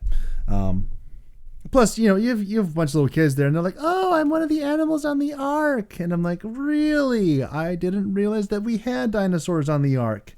That's very interesting. How did that happen?" Yeah. That's one of the things that gets my current pastor just furious. The idea of dinosaurs being on the ark. It curdles his milk. He's just unhappy about it. I don't know. There was a period where Hollywood was making Noah movies, but it was like Noah movies from the perspective of these other creatures. Okay. That didn't make it on the boat. Gotcha. And I just always found those really fascinating. A lot of it was just like one-offs, like in a TV show, they would mention it, and then you would see Noah in the ark, and he would be closing the door, and the unicorn sitting there going, "Dang it, we missed it! I told you we should have left an hour earlier." Stuff like that. Gotcha. But I always found those fascinating. Of course, now that you say that, I know exactly the reference you're making. I think that specific one was a Family Guy reference. Yeah, that is a Family Guy reference. Well, that was kind of like they made the whole Noah movie, which I didn't watch. Not really. I heard that the beginning of it is pretty fantastic, but I haven't seen it. lack I of saw it. I don't remember it. lack of effort on my part, really. Um, I actually saw it before I saw Bruce Almighty. okay, so here's the thing. I generally dislike all of the biblical portrayals of anything on film. And it's not that they're bad, it's not that they're bad movies, um it's not that they even get most of the details wrong. I mean, every single one of them gets something wrong. It just, you can't have Hollywood without getting something wrong. But my thing is that all of them have come from this perspective of that every single person in them is this dour-faced, depressed, like, if they were in any other context in a biblical movie, you would expect the people who are being portrayed as, like, you know, about to, like, go off screen and cut their wrists. They're all super depressed about everything, and everyone's so serious, and there's no light or joy or happiness or anything allowed. And, like, so I'm watching years ago, I think this was like 2012, 2013. They did that like 9-part series called The Bible, where they're supposed to take you through all the different parts of the Bible, as you would expect from a series called The Bible. And it was like this big production. And I wasn't going to watch it, but my grandfather, he bought the DVD and gave it to me and says, you need to watch this. I'm like, okay. So I did it out of respect for my grandfather, which actually was really funny, because when he did, my aunt pipes up, and she's agnostic. She doesn't really care. She's apathetic, not agnostic. She doesn't even care enough to try and figure out why she doesn't care. But she like pipes up and she says, I saw that when your grandfather was watching it. And I said, okay, that's good. And she says, you need to be careful. And I look at her, you know, my apathetic aunt who basically does nothing but read all day, all kinds of novels and books and things like that. And she says, and I says, why do I need to be careful? And she says, because that's very violent. There's a lot of very violent things in there. And I'm like, oh, I know. Well, how do you know? I read the book. Book's better than the movie. You should try it. Yeah. Yeah, that was, she didn't think that was nearly as funny as I did.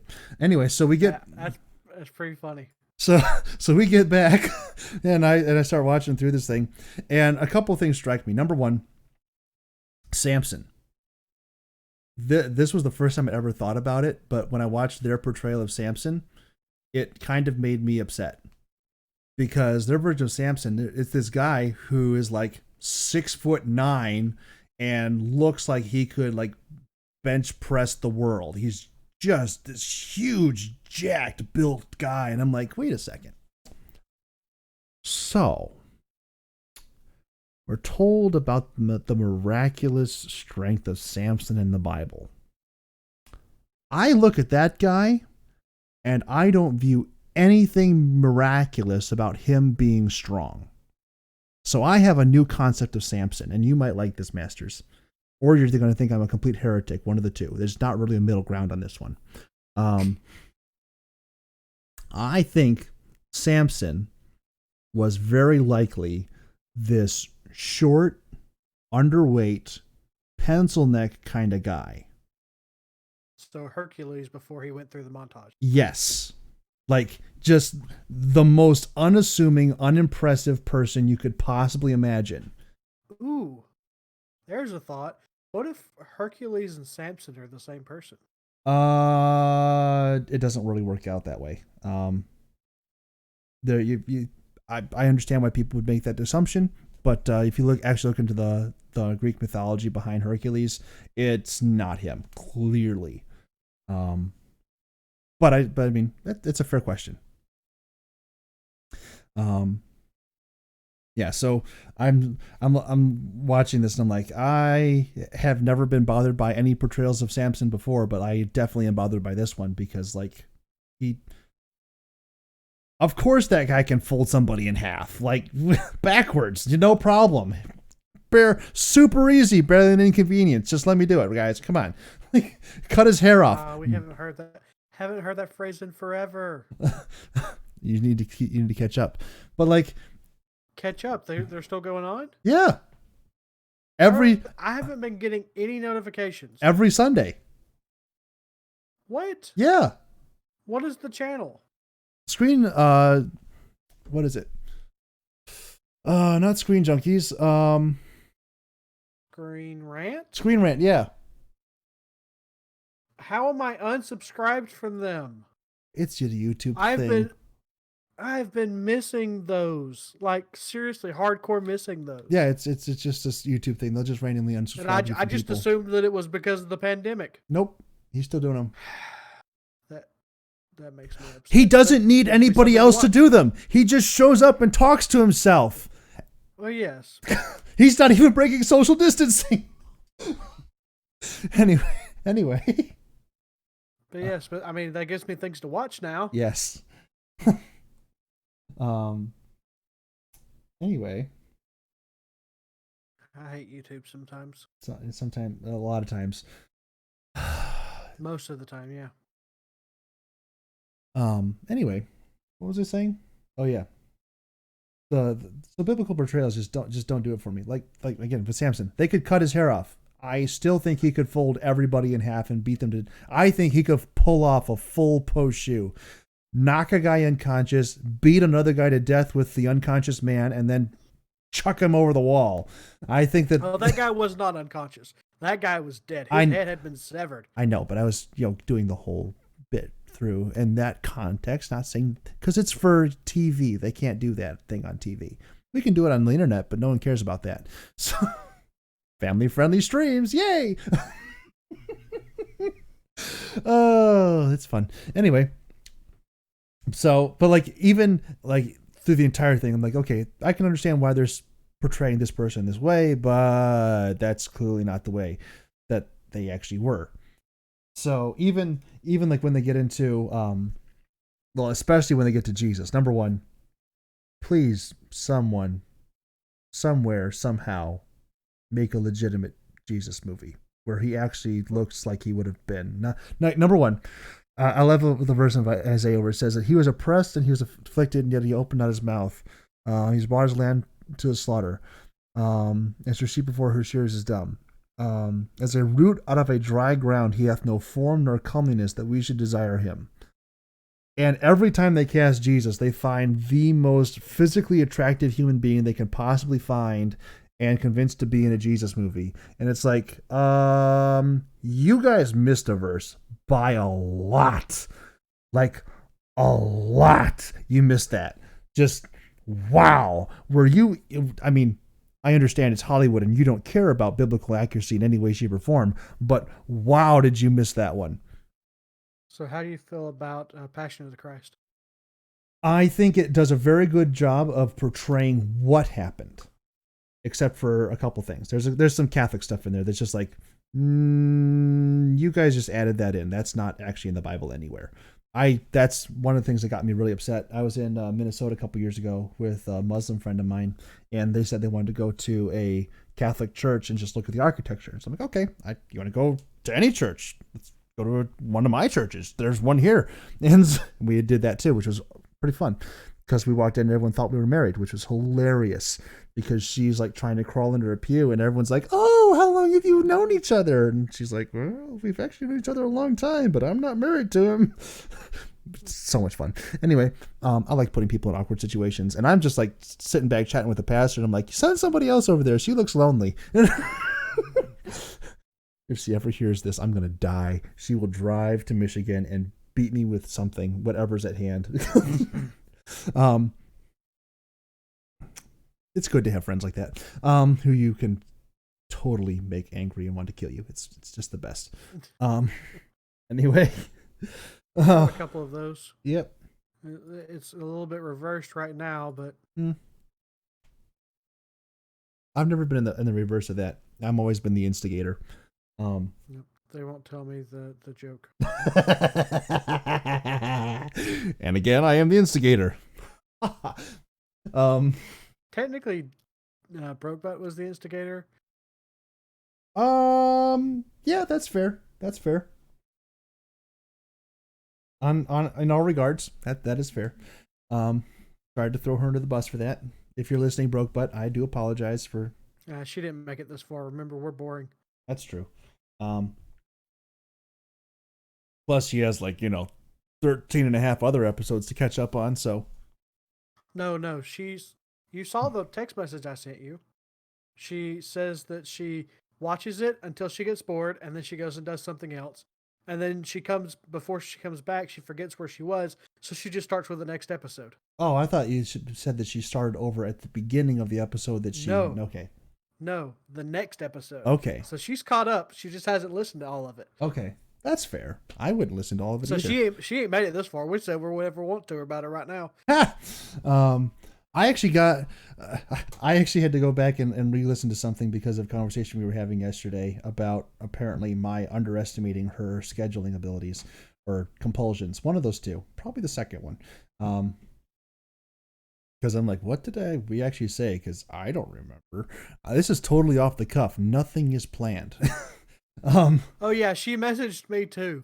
Yeah, and that's what she messaged you, and then she screenshot that and sent it to me. Like, what's going on here?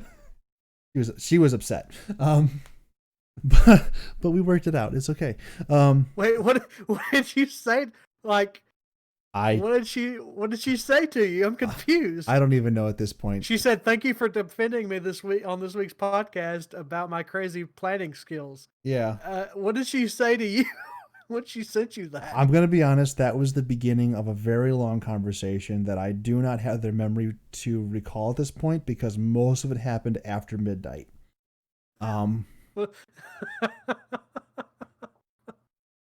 Oh, just being straight with you. Anyway, what point was I trying to make? Something about attractive Jesus. Yeah. So we're in this me and my friend are in this Catholic church, St. Mary's Basilica in Minneapolis. And we're going around and I'm looking at stuff and I'm noticing a lot of things that are kind of bothering me. But I'm just like, it's nice architecture. I'm trying to enjoy it as much as I can enjoy nice architecture with no other purpose for being there than to enjoy the nice architecture. And she catches my eye and she waves me over and I walk over. I'm like, hey, what's going on? And she goes, hey, what's this? And she points at this diorama on the wall and if you look around St. Mary's Basilica, they have these little dioramas inset into the stone walls of the Passion Week and basically the entire story of the Passion of the Christ. And at this point, I had not actually seen the Passion of the Christ. I saw it 2 months after I got back from Minneapolis for the first time. And I saw it and I'm like, well, what is this? And so I start looking around to try and figure out what it is I'm looking at because I hadn't been paying that close attention. I was really a lot more interested at that point in the pipe organ in there. And it's this image of this woman walking up to Jesus while he's carrying the cross and offering him a drink. And I'm like, that's not in the Bible at all. And she's like, well, why is it on the wall? And I'm like, that's a great question. I would like to find a priest here to ask that question to. Where does this come from? I've read it a couple times. I don't remember that one. Not to get personal here, but you guys wouldn't happen to be teaching false doctrine in here, would you? Because that would be kind of a problem. You got someone here who doesn't believe, and you're really messing it up for me. And sorry. Was that too subtle? I think that might have been too subtle. That might have been too subtle. I probably should have tried to be a little bit more forward with that. There was actually no priest, and I didn't get to ask the question, although I really would have liked to, because that was a very awkward conversation. Because I discovered in talking with her over the entirety of that week that Muslims view everyone who is any form of brand of Christianity to be absolutely the same. And so she's like, well, do you believe this? I'm like, no, I don't believe that. And I'm like, we had to go into this long, drawn out explanation about why I think that's totally wrong. And I'm like, no, there's Revelation. It says if you add or subtract anything from the book, then you'll get all the curses in the book added to you. If you take anything out, well, then your name's getting blotted out of the book of life. There's some consequences for doing this crap. Question. Yes. I have a question about that specifically. Yes. So, in that, how is that not referring to just Revelations? How is that referring to all of the Bible? And if it is referring to all of the Bible, what about the Dead Sea Scrolls, where they have been both added and taken out of the Bible several times over its history?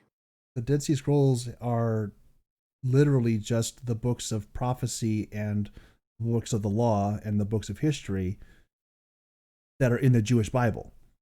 I mean, that's what makes them such an amazing find, because those are now the oldest copies we have of the book of Isaiah, the book of Jeremiah. I'm talking about the book that was written by, supposedly by Mary. Okay, Mary, number one, those. the Dead Sea Scrolls have nothing to do with that. The Dead Sea Scrolls predate Mary being around by about 1,000 years. Well, not 1,000 years, but by about 400 years, 400 or 500 years. That's kind of an issue. Like, Mary wasn't alive. She couldn't have contributed to those works. So that's not her. There are other gospels which have been written, but all of them have been discounted, like the Gospel of Judas, the Gospel of Thomas. Like, how did Judas write a gospel? He committed suicide. That brings in a couple of issues with that particular document's legitimacy. Wouldn't you agree? I mean, it depends on what's in them, but yeah, I guess.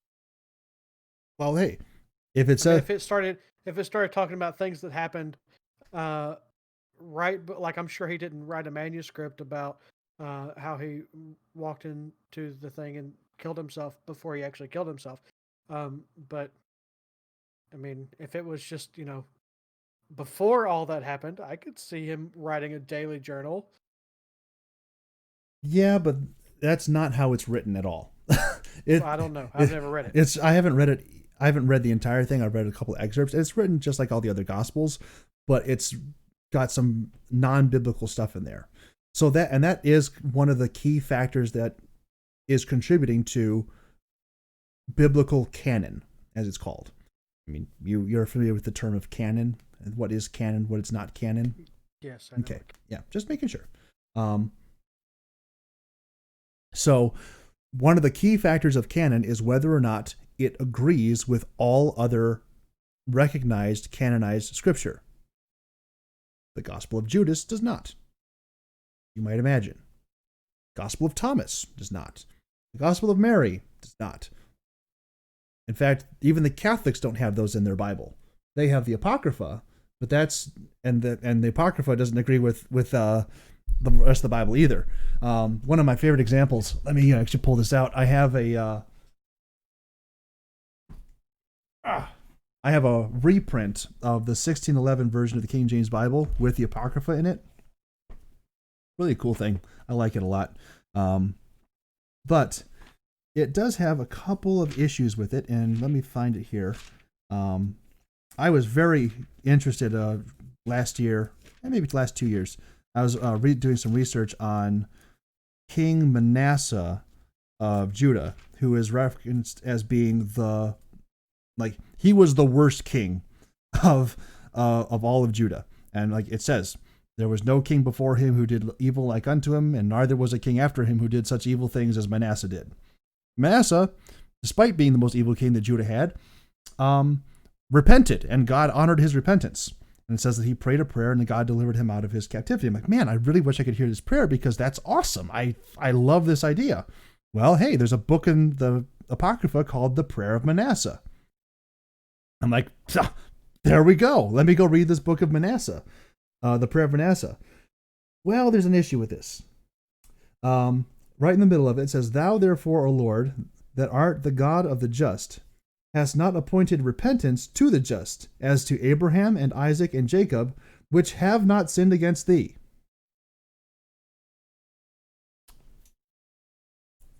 Do you see the problem in that phrase? Masters? Masters? What happened? I don't hear you again. Tell me, Masters, are you out there? I cannot hear you at all. I haven't pressed my buttons or anything else. Please come back to the call. This really isn't funny. It'd be super great if everything would just work. Apologize to everyone for that. Wasn't necessarily the best. Let me try this. I think this is the issue. Let me try this.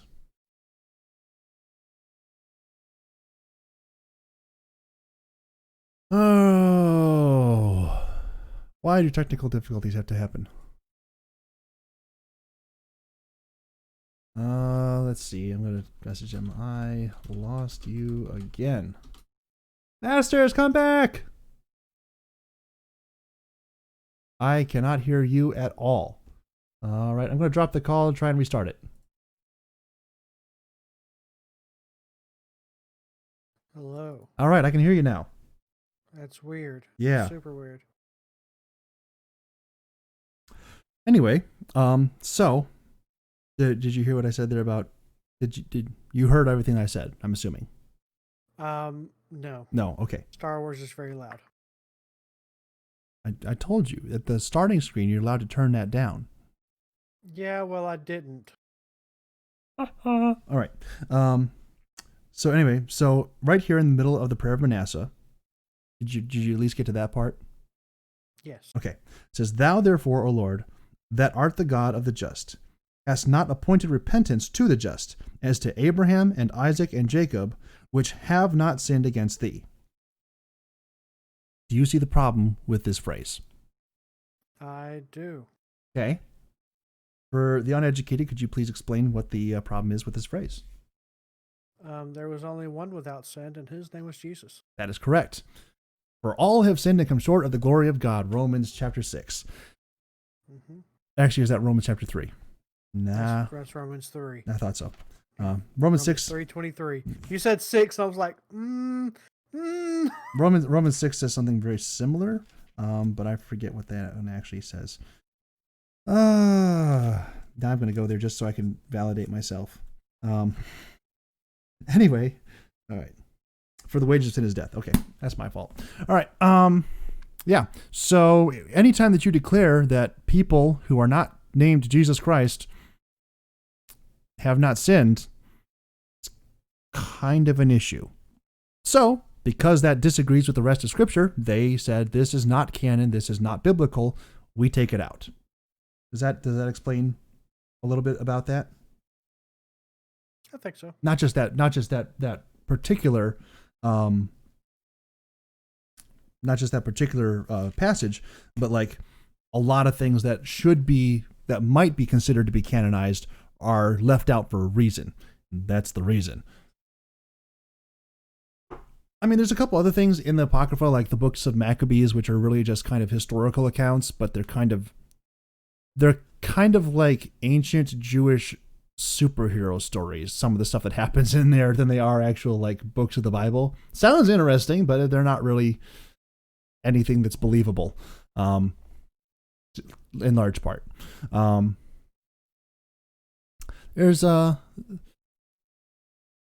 Plus, think about it this way. Have you ever done any research or investigation at all into the... Wow. That time you cut out for a good while. I don't understand what's happening there. Discord is not liking us tonight, apparently. That's not good. What was the last thing you heard? The Maccabees. Okay. So Maccabees, like I said, is a book of history, and like it's kind of more like just Jewish superhero stories, kind of, rather than actual biblical commentary. What I was getting to is, have you ever done any research at all into the textual evidence for the Bible that we have? And you've cut out again. Wow. Just loving us tonight.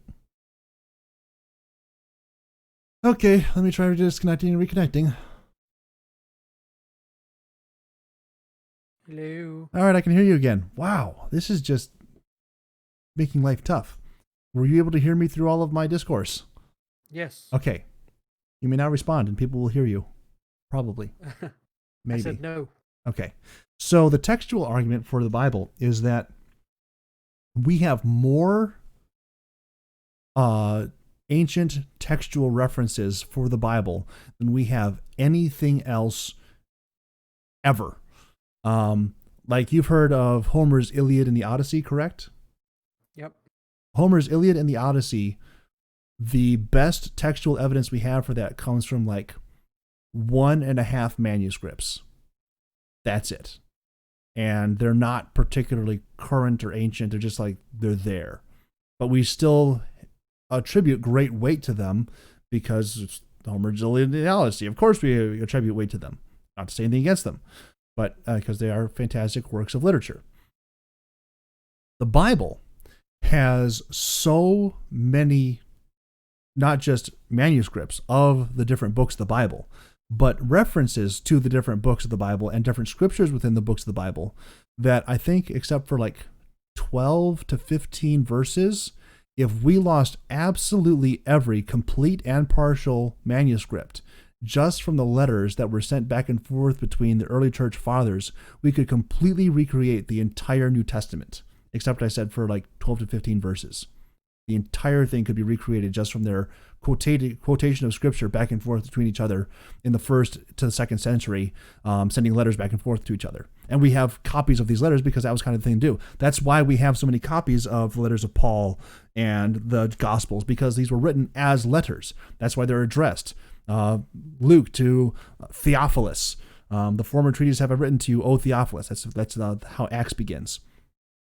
Hey, I wrote you a letter before about the life of Jesus. Let me tell you about what happened after that happened. It's got crazy, man. And so they would write these letters to people, and then what would happen is letters were very expensive, so they would take them to a calligrapher, and the calligrapher would copy down all the content of the letter, and they'd have a new copy of the letter, and they could then distribute that to other places. That's why when Paul says at the end of a lot of his letters to the letter which I've sent to you, read also in this city, and the letter that I sent to them, make sure you get a copy of that and you bring it back to your city and you read it there, because that was a thing that happened. They just copied letters everywhere, and then anyone who wanted to have a copy for themselves could pay the town scribe, and he would transcribe the entire thing down, and then they would have their own copy for themselves. And then they could just read it whenever they wanted to, and it could be, disseminated and dispersed across the entire ancient world. And so all throughout all of our archaeological finds, we're finding, I think there's something like 60,000, let me see, total number of textual,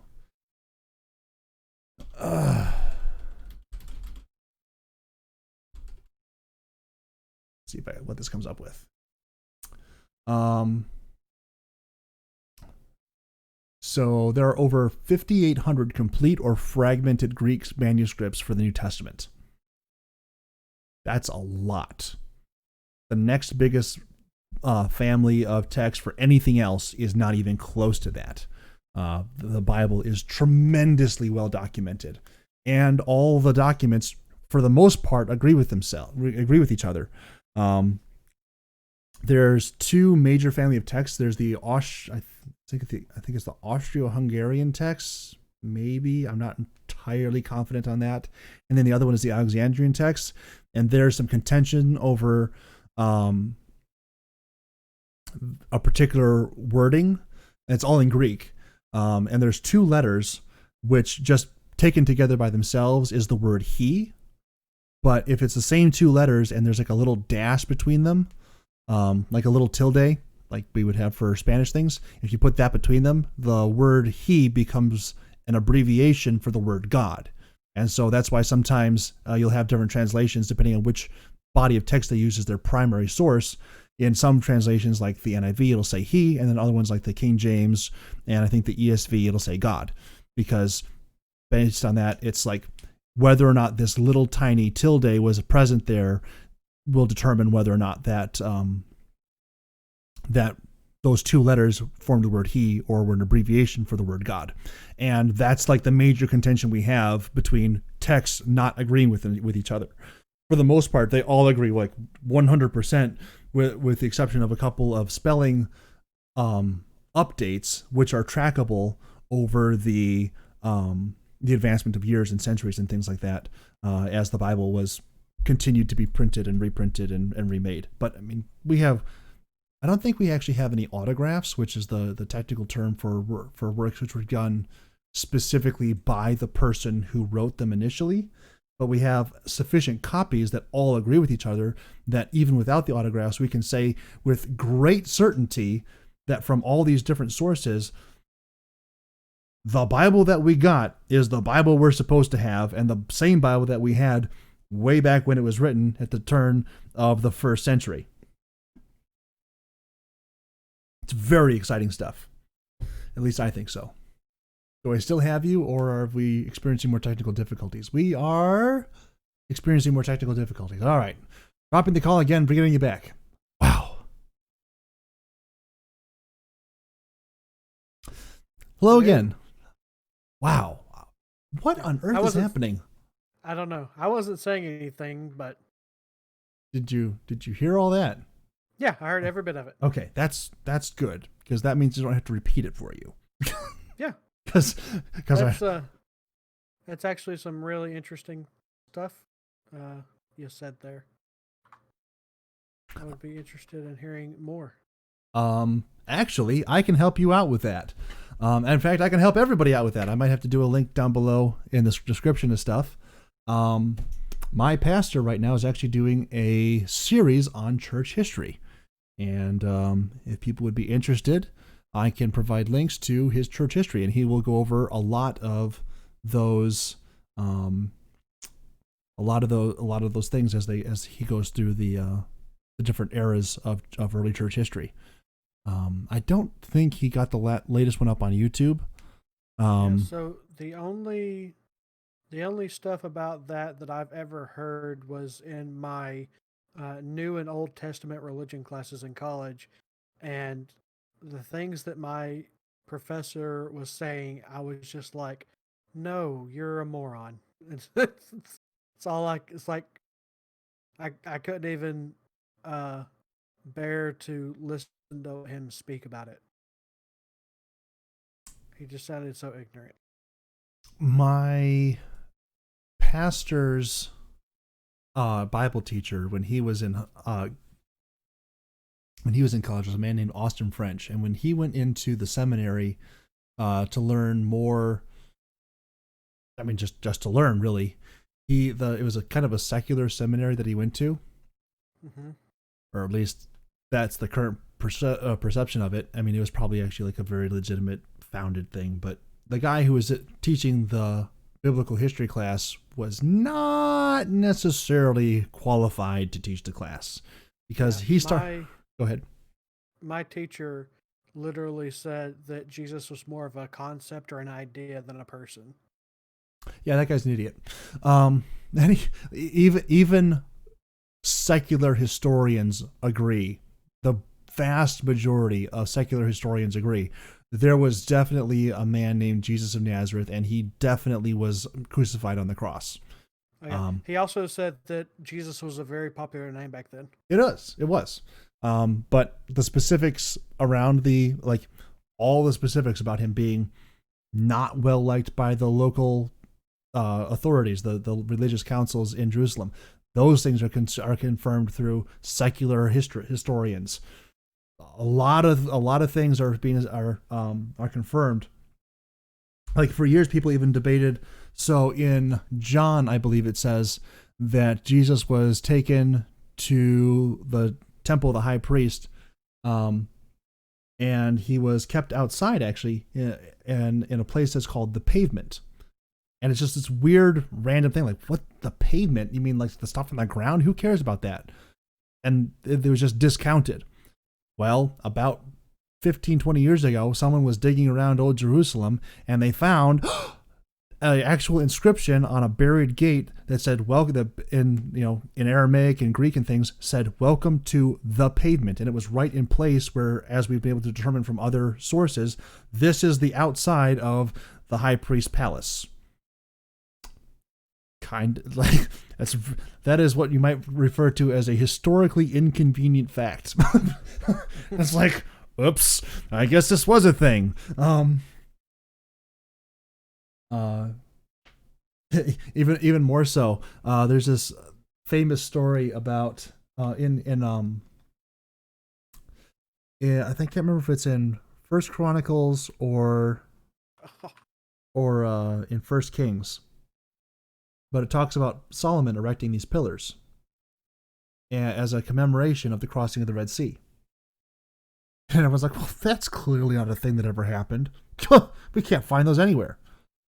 Well, leave it to a little Arab shepherd boy. He goes out there and he found this big old rock with some weird stuff on it, and he was, telling his parents about it one day, and that's nothing. And then someone heard the right thing, and they go out to check on it, and it's totally there. On both sides of the Red Sea, there was these gigantic stone pillars with Solomon's name engraved in them, right below the graffiti that somebody spray painted on one of them.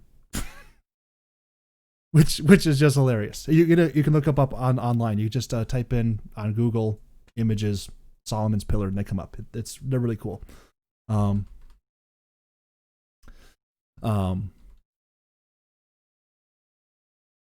Yeah, super fun stuff. Like, we have so much evidence about biblical things that it's even things that are just mentioned in passing. It's like, to discount the Bible as a reliable even just a historical source, is naive beyond words.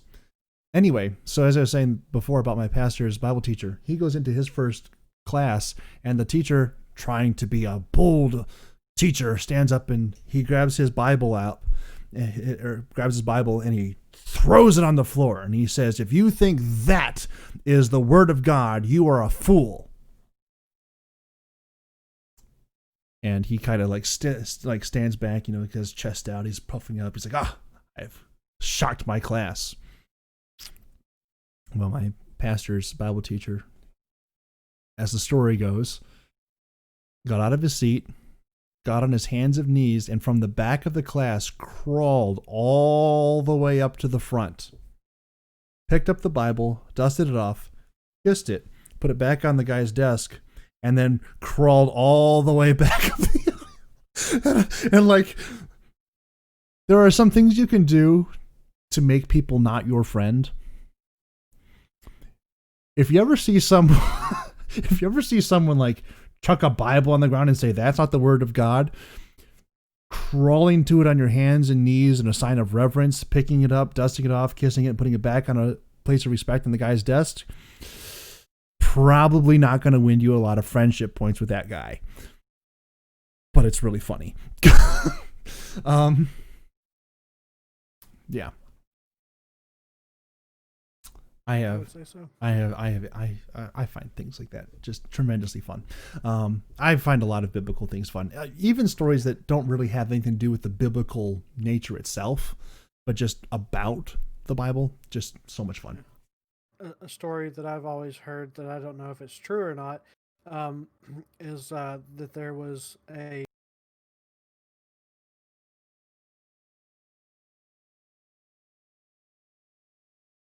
near me, that he would always, at the end of there was a psychology class, and at the end of the semester, he would always end the very last class with a proclamation that if you still believe in God after everything he's taught, stand up and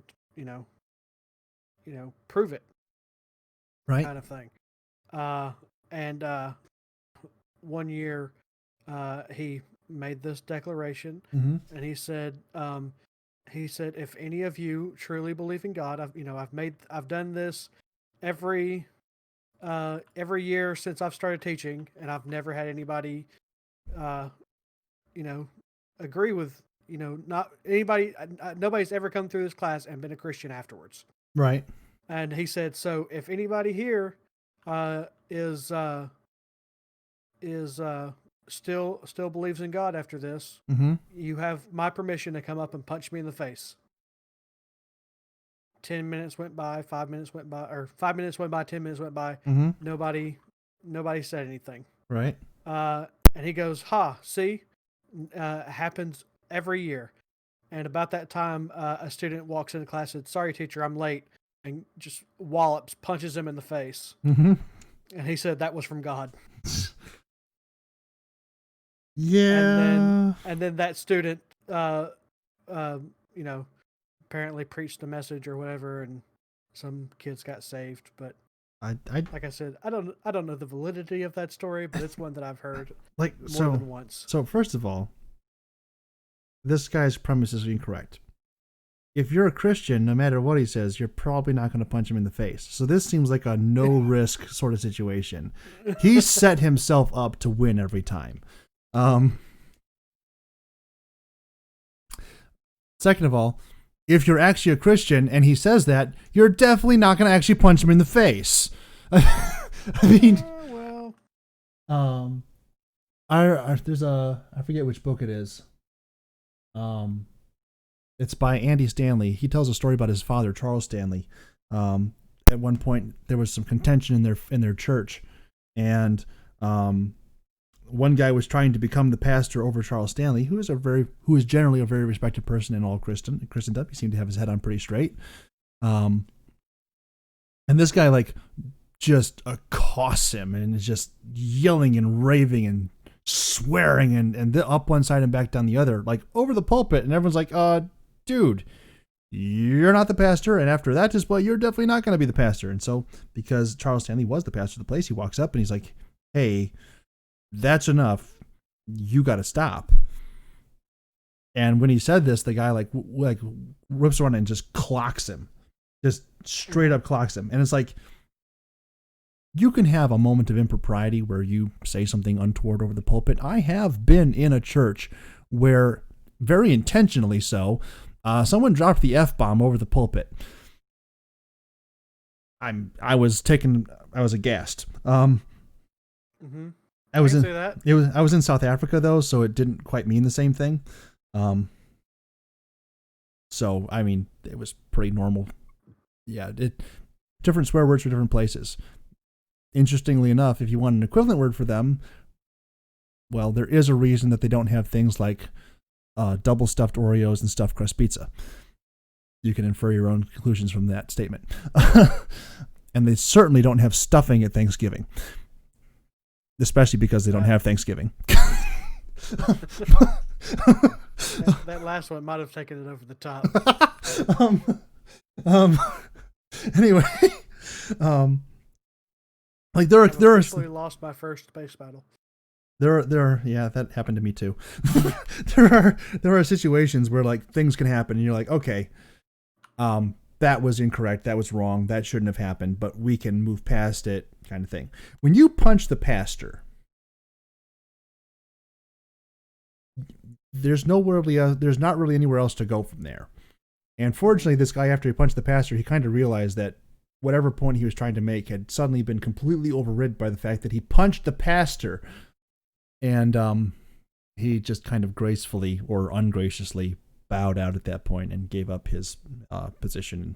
And I think he ended up leaving the church because where do you go after you punch the pastor?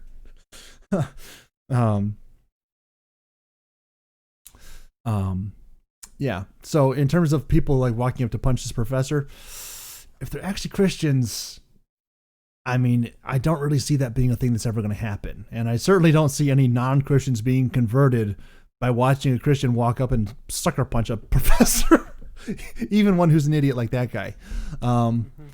Although, if anyone does find out that this works, I am totally open to new experiences.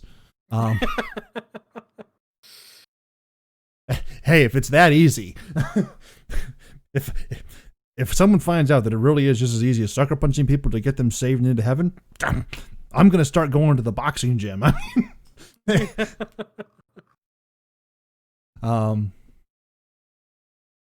maybe we can position them in front of the baptismal, so it both wakes them back up and they're baptized at that point. Oh, weird Christian things, and I and I use the term Christian in this situation lightly, loosely, very loosely. People who want to have fun. I haven't posted anything in the interaction chat. I should probably post this in there. Oh yeah, speaking of, Sasquatch says that he wouldn't be in there this time because he has to work this weekend.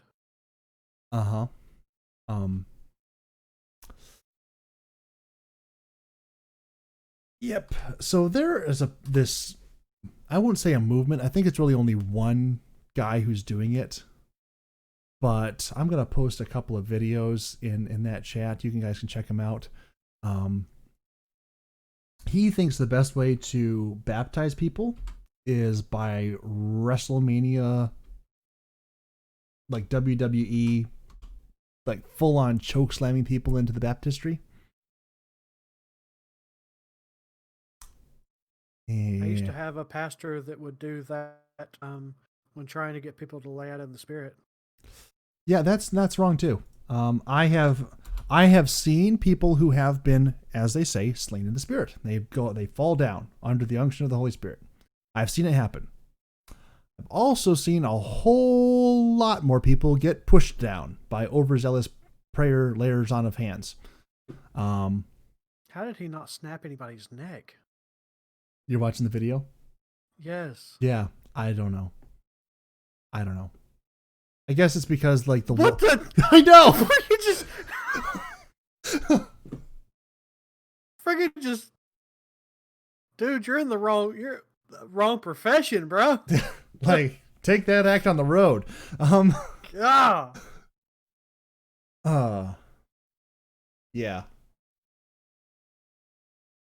It's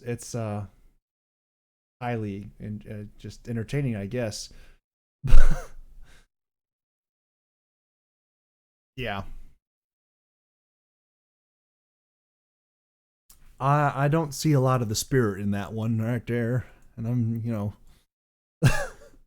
Yeah. But it's fun things, all good things, maybe, possibly. Just yeah.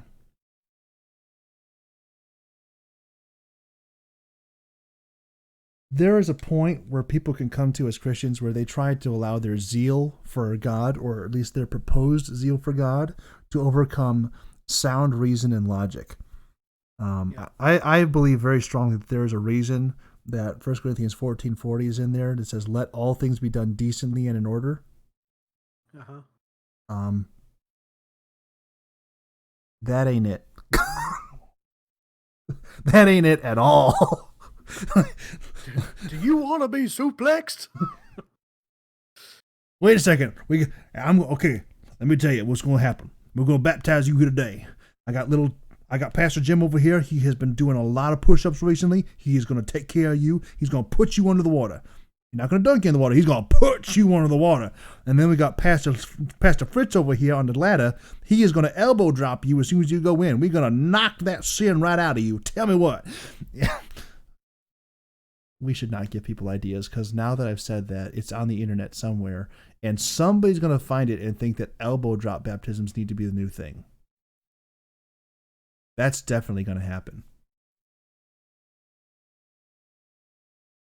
Are you still there, Masters, or did I lose you again? No, I'm still here. Okay. I'm just making sure, because every time you're quiet now, I'm like, is he still here? Tell me, Discord, do you like us? That was kind of off key.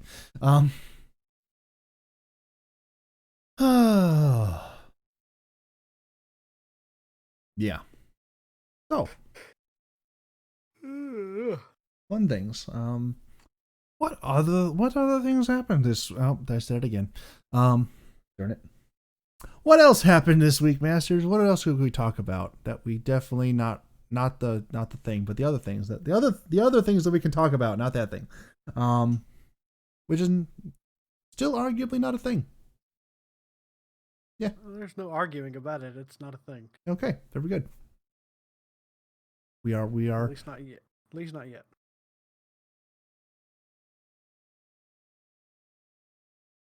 Oh, and I lost you this time. No, I just wasn't saying anything. Oh. I was considering your statement. I was finding the proper words to respond to it. Ah.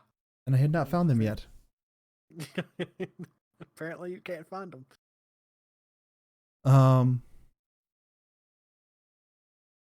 We will not have a conversation about potential. I hate potential. Potential is frustrating. Okay, have you ever had one of those situations where like someone comes up to you? Oh, you have. I mean, like you'd have probably been younger. You may have to think back a couple years. Someone walks up to you. You have so much potential. I just look at him like. Never had anybody say that. And I'm like, for what?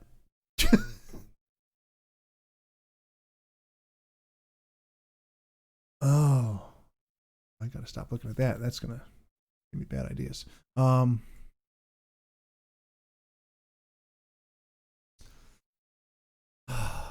Yeah. People come up and they say, "Oh, you have just so much potential." I'm like, "Great. Would you like to help me, put that into place?" No, just nope.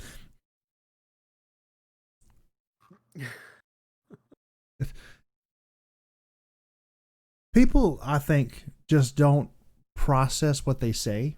They don't properly consider their words and the ramifications that might come with them. I think this is just kind of a general thing for all humanity. So I just want to take a moment. Sorry, I'm scrolling through looking for something and found a picture of Selena Gomez. Actually, it's a video, but it's currently not moving, so technically it's a picture. Okay. So I just want to know, when did Selena Gomez become the mom of America? I was not aware that she was. Like she was part of Google's where they were talking about their new technology they've got coming out. Pixel 5 and all that. She was part of that, and I've seen a couple of other like YouTube videos and stuff with her in it. Yeah. Where like she's just, when she was younger, and I say younger, she's what, 26 now? You Something know like that? Considerably more about her than I do. I'm just guesstimating based on she's 28. But like these videos I've seen her in, she's like, she just has this mom persona that this vibe I keep getting off of her. I don't know if she's had a kid or anything like that, but like she just feels like she's talking to you as though she's, this 40-year-old woman that's been a mom for, 80% of her life. And it's really weird. Well, I don't know. I don't think she has any children. I know that at one point while she was dating Justin Bieber, she was pregnant, but I also heard that she got an abortion from that.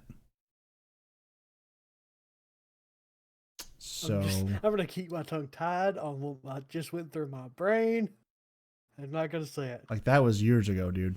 That was when I gave. I don't even know how I came across that information. I don't even know. I did. That information is in my brain somewhere. I don't know how it got there. I'm just going to stick this in the World's Worst podcast. So watch this video and tell me that she does not give you the mom vibe. If I do that, everyone's going to hear it too. I mean, don't watch it right now, but like later. Like this isn't something you can comment on right now. I can press play right now and everyone's going to hear it. We can do this. Are you sure you want to? Probably copyright. Yeah, probably. Going to be some issues there. Yeah, so don't do that.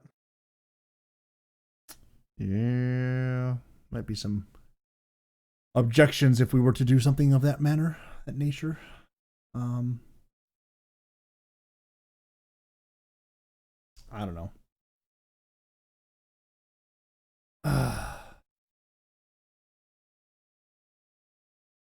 You're just sending it to me multiple times. It's everywhere. It's everywhere, Masters. Why? Well, I was just going to send it to you, but I thought, I'm talking about it. Might as well throw it in there too. Yeah, I should find a picture of Samson from the Bible so I can give people an idea of what that was, because it's just yeah. Like, I do not believe that cutting this guy's hair off would in any way, shape, or form make him weaker. Wait, oh, the yeah. Yeah, like take a look at this guy. He's like 6'8", like 320 pounds. He's like this guy can kill people and not try. He doesn't need the hair. He's got this in the bag. He's just like, hold on, Jesus. I got this one. Just give me some room. I can make this happen. Yeah. I actually want to see this. I wonder if anyone has actually done like a skinny Samson. If anyone has ever thought of this before.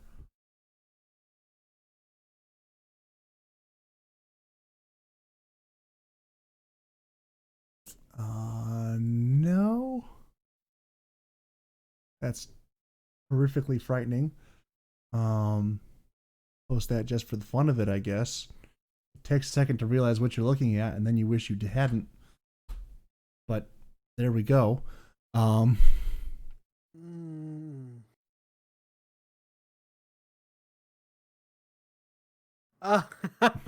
get it. Mm-hmm. I get it. I get it. It's clever. Yeah. Stupid. Disgusting looking, but clever. Mm-hmm. And apparently no one has ever thought to make a skinny pencil neck looking Samson. Everyone is just like, buff man.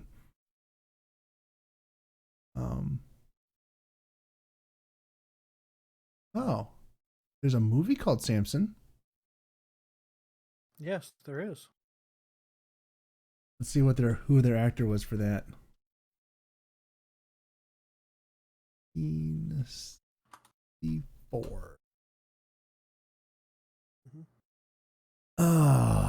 Who is Dara Singh? There's a 2018 version. Yeah, Taylor James. That guy's clearly ripped. I'm not even going to question that. I'm looking about the time where maybe somebody cared. This was not just a clear cash grab. Who is Dara Singh? Let's see. There's a movie from 1963, Hercules, Samson, and Ulysses. Yes, I have seen this movie. It is horrifically bad. You have? I have seen this movie. Why? It was actually on TCM once upon a time. Oh yeah, this guy. Yeah, he's not like modern day built, but he's like Charles Atlas built. He was. What movie are you looking at? The actor Dara Singh. It's actually from Chand. This looks like some sort of like Indian film. I'll just copy the picture. The film does not look good, but just, I mean, the guy with the shirt off, that's him.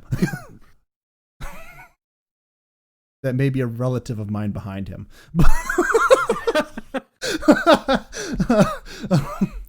Seems totally legit. But yeah, clearly this guy was not picked for his diminutive stature. Yeah, he's on his knee and is almost tall as the other guy. Yeah.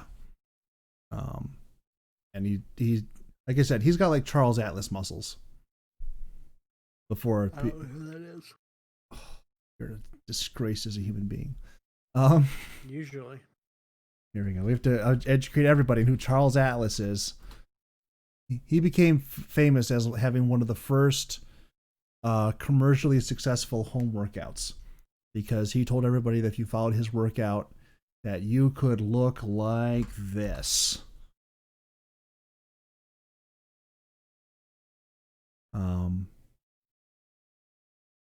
Not sure I would want to look like. Interestingly enough, there's a story about that.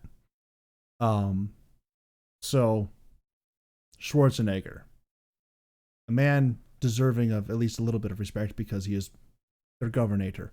Not anymore. Well, He got fired. he is perpetually the governor. Anyway, so one day he was at the gym, like he typically would have been. This was before he became the governor, but while he was still an actor. And I mean, I guess he is still an actor. But while he was an actor, after he became one, and he was in the gym and he's pumping air and he's doing all his Arnold stuff and he's making his muscles big and he's sweating and he's going everything else like that. And some lady walks out to him and she says, and I kid you not, I would never want to look like you. And like he stops working out and he looks at her and he puts his weights down. And he says, "Don't worry, you never will." I mean, yeah, if you don't want to look like Charles Atlas, you don't want to look like Arnold Schwarzenegger, I guarantee you, it is super easy not to do that. I mean, change nothing about your life. You will still succeed in not looking like Charles Atlas or Arnold Schwarzenegger or anyone else who's ever done any bodybuilding whatsoever, ever.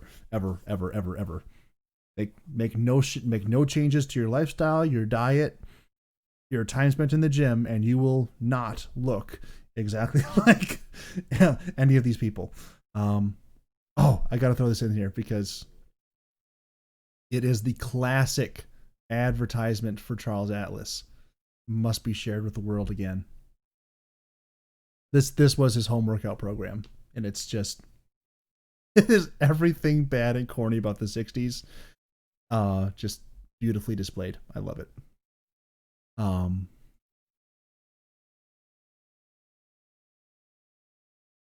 Yeah. Isn't he majestic? That's one word. I don't necessarily think the leopard print Speedo's doing anything for him, but I'm glad he's wearing it.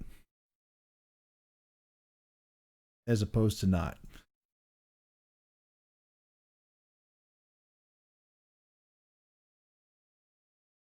Yeah.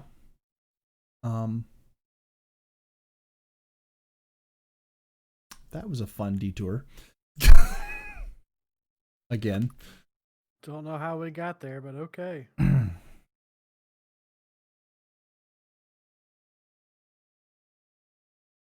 And now you're sending other things to me.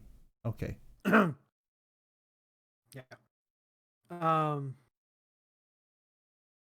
Mr. Gaffey, is there anything else you had on your mind? You are always on my mind. Nope. It's the only thing I could think of that had that phraseology in there. You gotta have, if you're gonna have a musical cue, you gotta have at least the same words in there somewhere.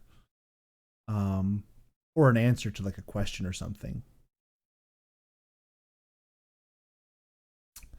But there's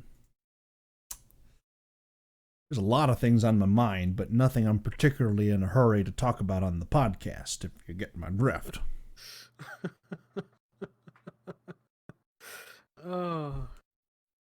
Probably not anything I want to talk about off the podcast either, now that I think about it. I don't want to end up on a list. Wait, what?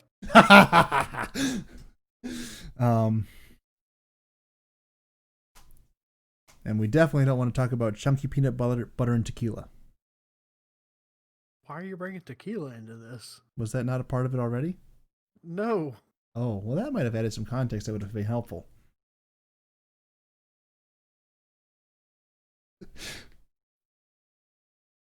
That might have added a lot of very helpful context. Okay, maybe we were just... I guess we weren't really talking about it. Okay. That makes it even better. Oh, man. Like, we were legit laughing for like an hour about that. Oh. About what? Oh, chunky peanut butter and tequila. I don't get it. Like I said, Masters, it's a tall person thing. Tall person thing. It's fun. Anyway, Also, for clarification purposes, no, I do not drink tequila. I have, on average, 2 drinks a year. I have them on New Year's and on Easter when my church takes communion. That's when I drink and imbibe alcohol. And probably a lot less than that now because the church I switched to this year doesn't serve alcohol when they do communion. They just do grape juice. So my alcohol consumption is going to be dramatically reduced from its already dramatically non-existent current numbers. You've had more than me. Ah, that's fair. There's a great debate about alcoholic communion. I don't care. I've heard of what probably one of the most successful communions I've ever heard of, like where like stuff actually happened beyond just people had a snack in church. That's kind of disrespectful. It's actually really disrespectful. I apologize for that. But some people do view communion as just being a snack in church. So apparently there's such thing as peanut butter tequila, but that's not it. Anyway, so I'm not gonna say this out loud, but I'm gonna type it. So anyway, we got probably the most successful communion I've ever heard of had, and I kid you not, with a 2-liter of Coke and a bag of potato chips. And it counted as communion because that's what they had, and it was done as unto the Lord. And it was a wonderfully great story, and I love it so much. Particularly because the guy whose story it is one of those hardcore must-have wine with communion kind of things, and it pained him deeply to have to admit that. Why does Discord keep telling me that I'm spelling chunky wrong? I don't know. How are you spelling chunky? CHUNCKY. You don't need the C.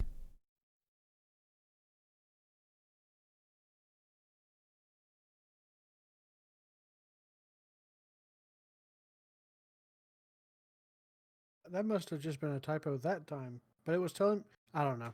Mm-hmm. Anyways. Nope, that ain't it either. That's what came to mind. I knew that wasn't it. That's what came to mind. Not even close. Country mile. Missed it entirely. So what you're telling me is that it was an inside joke from a previous conversation that she just brought back up, and you thought was all there, but it was only half there. But it made you laugh, and then it just spiraled out because I was so incessant on wanting to know what it was about. Oh, well, it actually is kind of a legitimate thing too. It's a tall person thing. You're like those little sticks that they hold in front of people at amusement parks to make sure they're tall enough to get on the ride. Mm-hmm. You're not tall enough to get on this ride.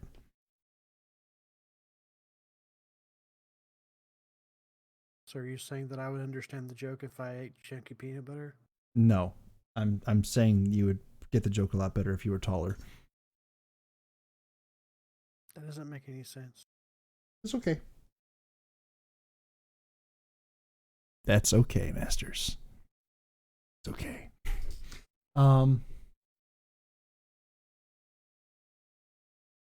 Anyway, yeah, I think that that's about it. We're gonna. I mean, to be perfectly frank, I don't even like peanut butter. That's blasphemy. I keep hearing people tell me that, but I don't care. Yeah, it has no appeal for me whatsoever. None. I don't even like most nuts. I don't either. But I like peanut butter. Yeah. I don't like peanut butter. And this is the one that'll get me crucified on the internet. I don't like Nutella either. I've never tried Nutella, but I'm pretty sure I wouldn't like it. Also not my thing. Just, nope. So, controversial statements having been made. Let's wrap things up, Masters. We are just about at 3 hours, which is a good time, I think. I did potentially find us another listener, although I kind of feel bad about that now. Did I actually send him an apology? I need to make sure I did, because a guy I know in real life.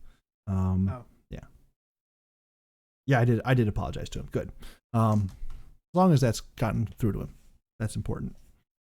Anyway, it has been a fun podcast. I like this one. Apparently, this is kind of our new trend. We're going to have one good, fun one, and then one that's going to be completely dour-faced and depressing. So that'll be next week. Tune in next time for that, for sure. We appreciate everyone who has stuck through the end here, Sasquatch and Friendly. Depressing? Why is it? Why? Well, I mean, like, so last week was kind of a down week. No, last week was a good week. Last week was only like 2 hours, man. How can you call that a good week? Okay. Maybe. Okay. Week before that was awesome. I don't even remember what the week before that was, but like that was an awesome podcast. I remember having so much fun. Mm-hmm. We had fun. Nobody else probably did. We did. Probably. The week before that, again, kind of a downer. Like really a downer. That one was really a downer. That was all your fault. That was all my fault. And I can admit that. But like now we have what we can look forward to next week. I think the key is I just need to show up with absolutely nothing planned and then just let it happen. Because that one I tried to plan out and it didn't work out real well. And then I think last week I also had something I want to talk about and that also didn't work out real well. So I am going to make this commitment to you as my podcasting partner and to my audience, on all the people who are listening in. I promise to you, I do hereby swear upon my rightful Sasquatch hair all over my body. May it fall off for indefinitely if I put any more effort into this podcast than the absolute bare minimum. I mean, that's what I've been doing. So apparently that's where I went wrong. So return to bare minimum effort, and we should have much better podcasts from here on out. Yes. Tune in next week to find out if that's the case. Anyway, thank you all for watching. It has been a lot of fun.